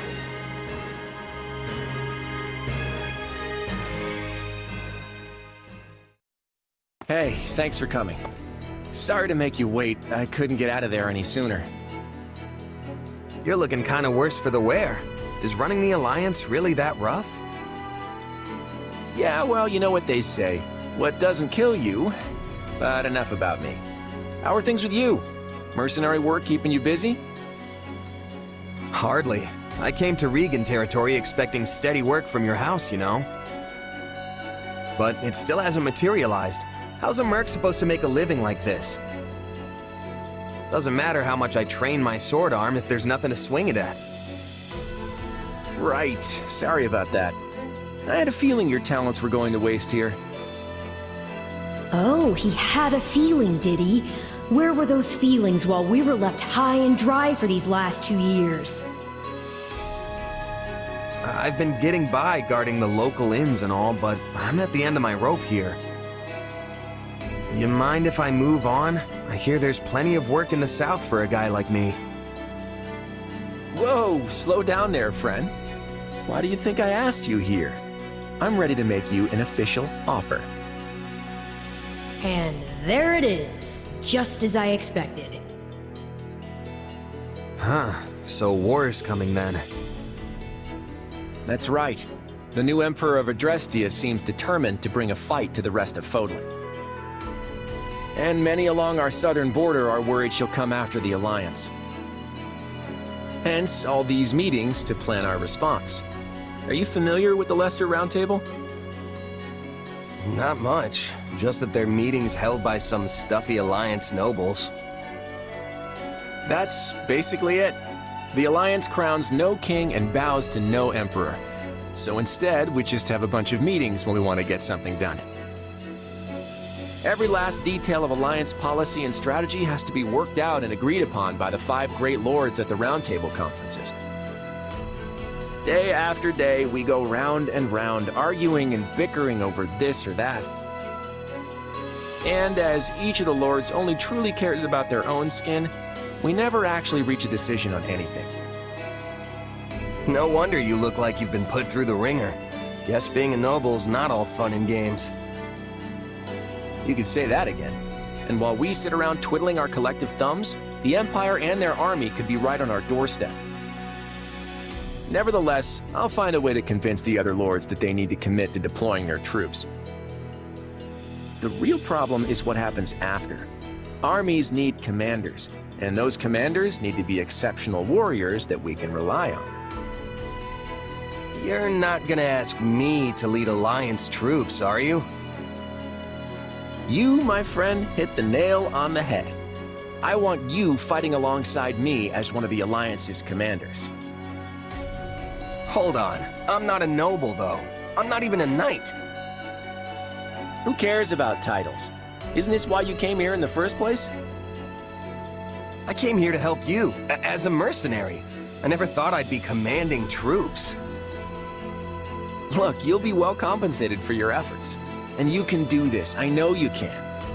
What do you say? Hey, if there's money to be made swinging my sword around, I'm there. My coin purse will be happy about it too. Plus, it's not like I have anything better to do. I knew you wouldn't let me down. I have high hopes for you, my friend. Now then, looks like I've got a contract to draw up.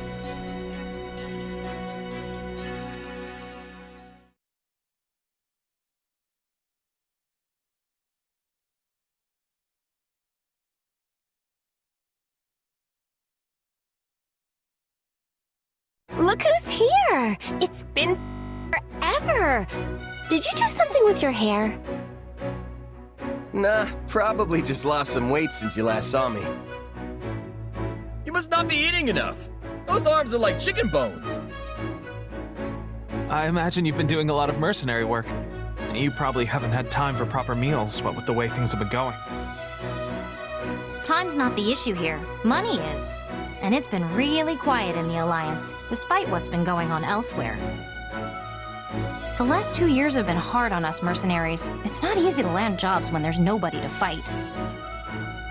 Sounds like that's all gonna change at least. So, what are you all doing here? At the last roundtable conference, each of the 5 great lords agreed to contribute soldiers and officers to the Alliance army. That's why I'm here. I'm guessing it's the same for you, Marianne? Yes. My adoptive father sent me. I'm in the same boat. Count Gloucester arranged my transfer. Oh, that's right. You're doing the whole night thing for Lawrence's father now. Raphael, didn't I hear your family started an inn? What are you doing here? Claude sent me a letter asking me to come, and there was no way I'd miss this. Same here. I guess Claude wanted to get all the golden deer back together, huh? That pretty much sums it up. There's no way I'm getting through this war without friends I trust by my side. And there's Claude. Now our little reunion's complete. Well, we are missing Lawrence. Yeah, Count Gloucester sent one of his newest knights in Lawrence's place. Yes. I suppose I should apologize for that. I have no doubt Lawrence has his hands full protecting the border right about now. And I'm guessing you're not exactly thrilled to see me instead of my brother. For the time being, I've asked Holst to see to our defenses in case Elmira decides to take another run at our borders.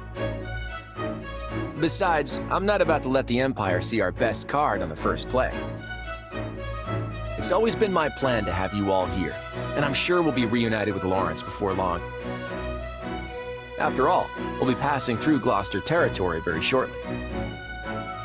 The Aramid River serves as the border between the Alliance and Empire.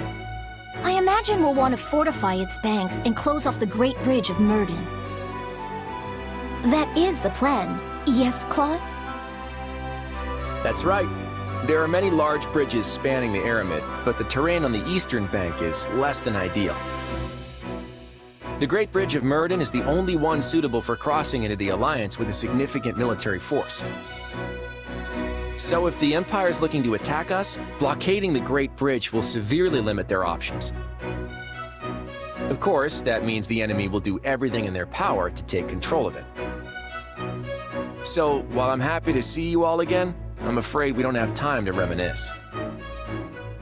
He's right. We need to get ready to move out.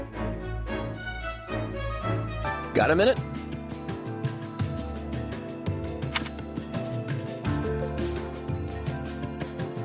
How's that?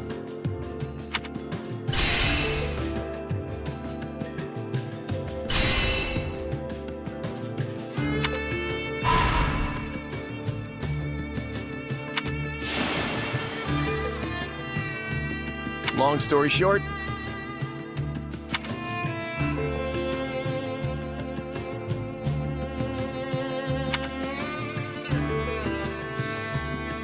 I'm counting on you.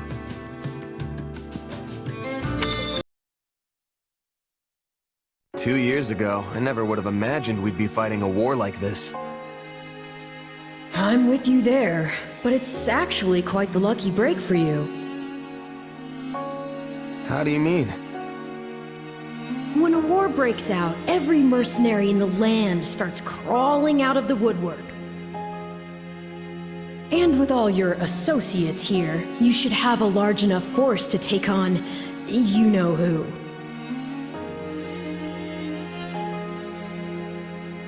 Gerald's mercenaries. Yeah, good point. And then you can give them their just desserts or die trying. Could have done without that last part, thanks. Relax, relax. You know I'm on your side. Our destinies are forever intertwined. Do we have an understanding then? I understand your request, but I make no promises to honor it at this time. Pardon my candor, but you have yet to earn my confidence. I shall observe how this war progresses and then make the decision myself. Now, good day to you. Oh, Father! The current Alliance leader and I have finished our discussion. I will be taking my leave now. Everything okay, Claude? That seemed tense. On the contrary, our conversation couldn't have been more pleasant. Count Gloucester is always a delight. If that was meant to be a joke, you will note that I am not laughing. Lawrence, it's been far too long. I'm glad to see you're safe and well. Yes, well, I doubt I will be either of those things for much longer. The Imperial Army has begun its march northward. Incidentally, what were you discussing with my father? Oh, you know, just what the Lords should do in the unlikely event that the Imperial Army crosses into Alliance territory. And how did my father respond? With a whole lot of words, but not a lot of clarity. Hardly surprising. My father does not even share his innermost thoughts with me, and I am his heir. Lawrence, let me ask you something. Would you go along with his decisions no matter what? What exactly do you mean? Say, for example, if your father pledged his allegiance to the Empire, would you follow suit? Oh. Do you think Count Gloucester's going to betray us, Claude? Of course not. It's just a hypothetical. Well, then that's a serious what-if. Almost sounds like you're trying to provoke Lawrence. No, it is quite all right. In fact, it is a perfectly reasonable query, given my father's actions as of late. However, my father takes tremendous pride in being one of the 5 great lords of the Alliance. He would not betray us to the Empire lightly. I, for one, still have faith in him. I won't deny that your father is a great man, Lawrence. I just wish he regarded me with anywhere near the same level of esteem.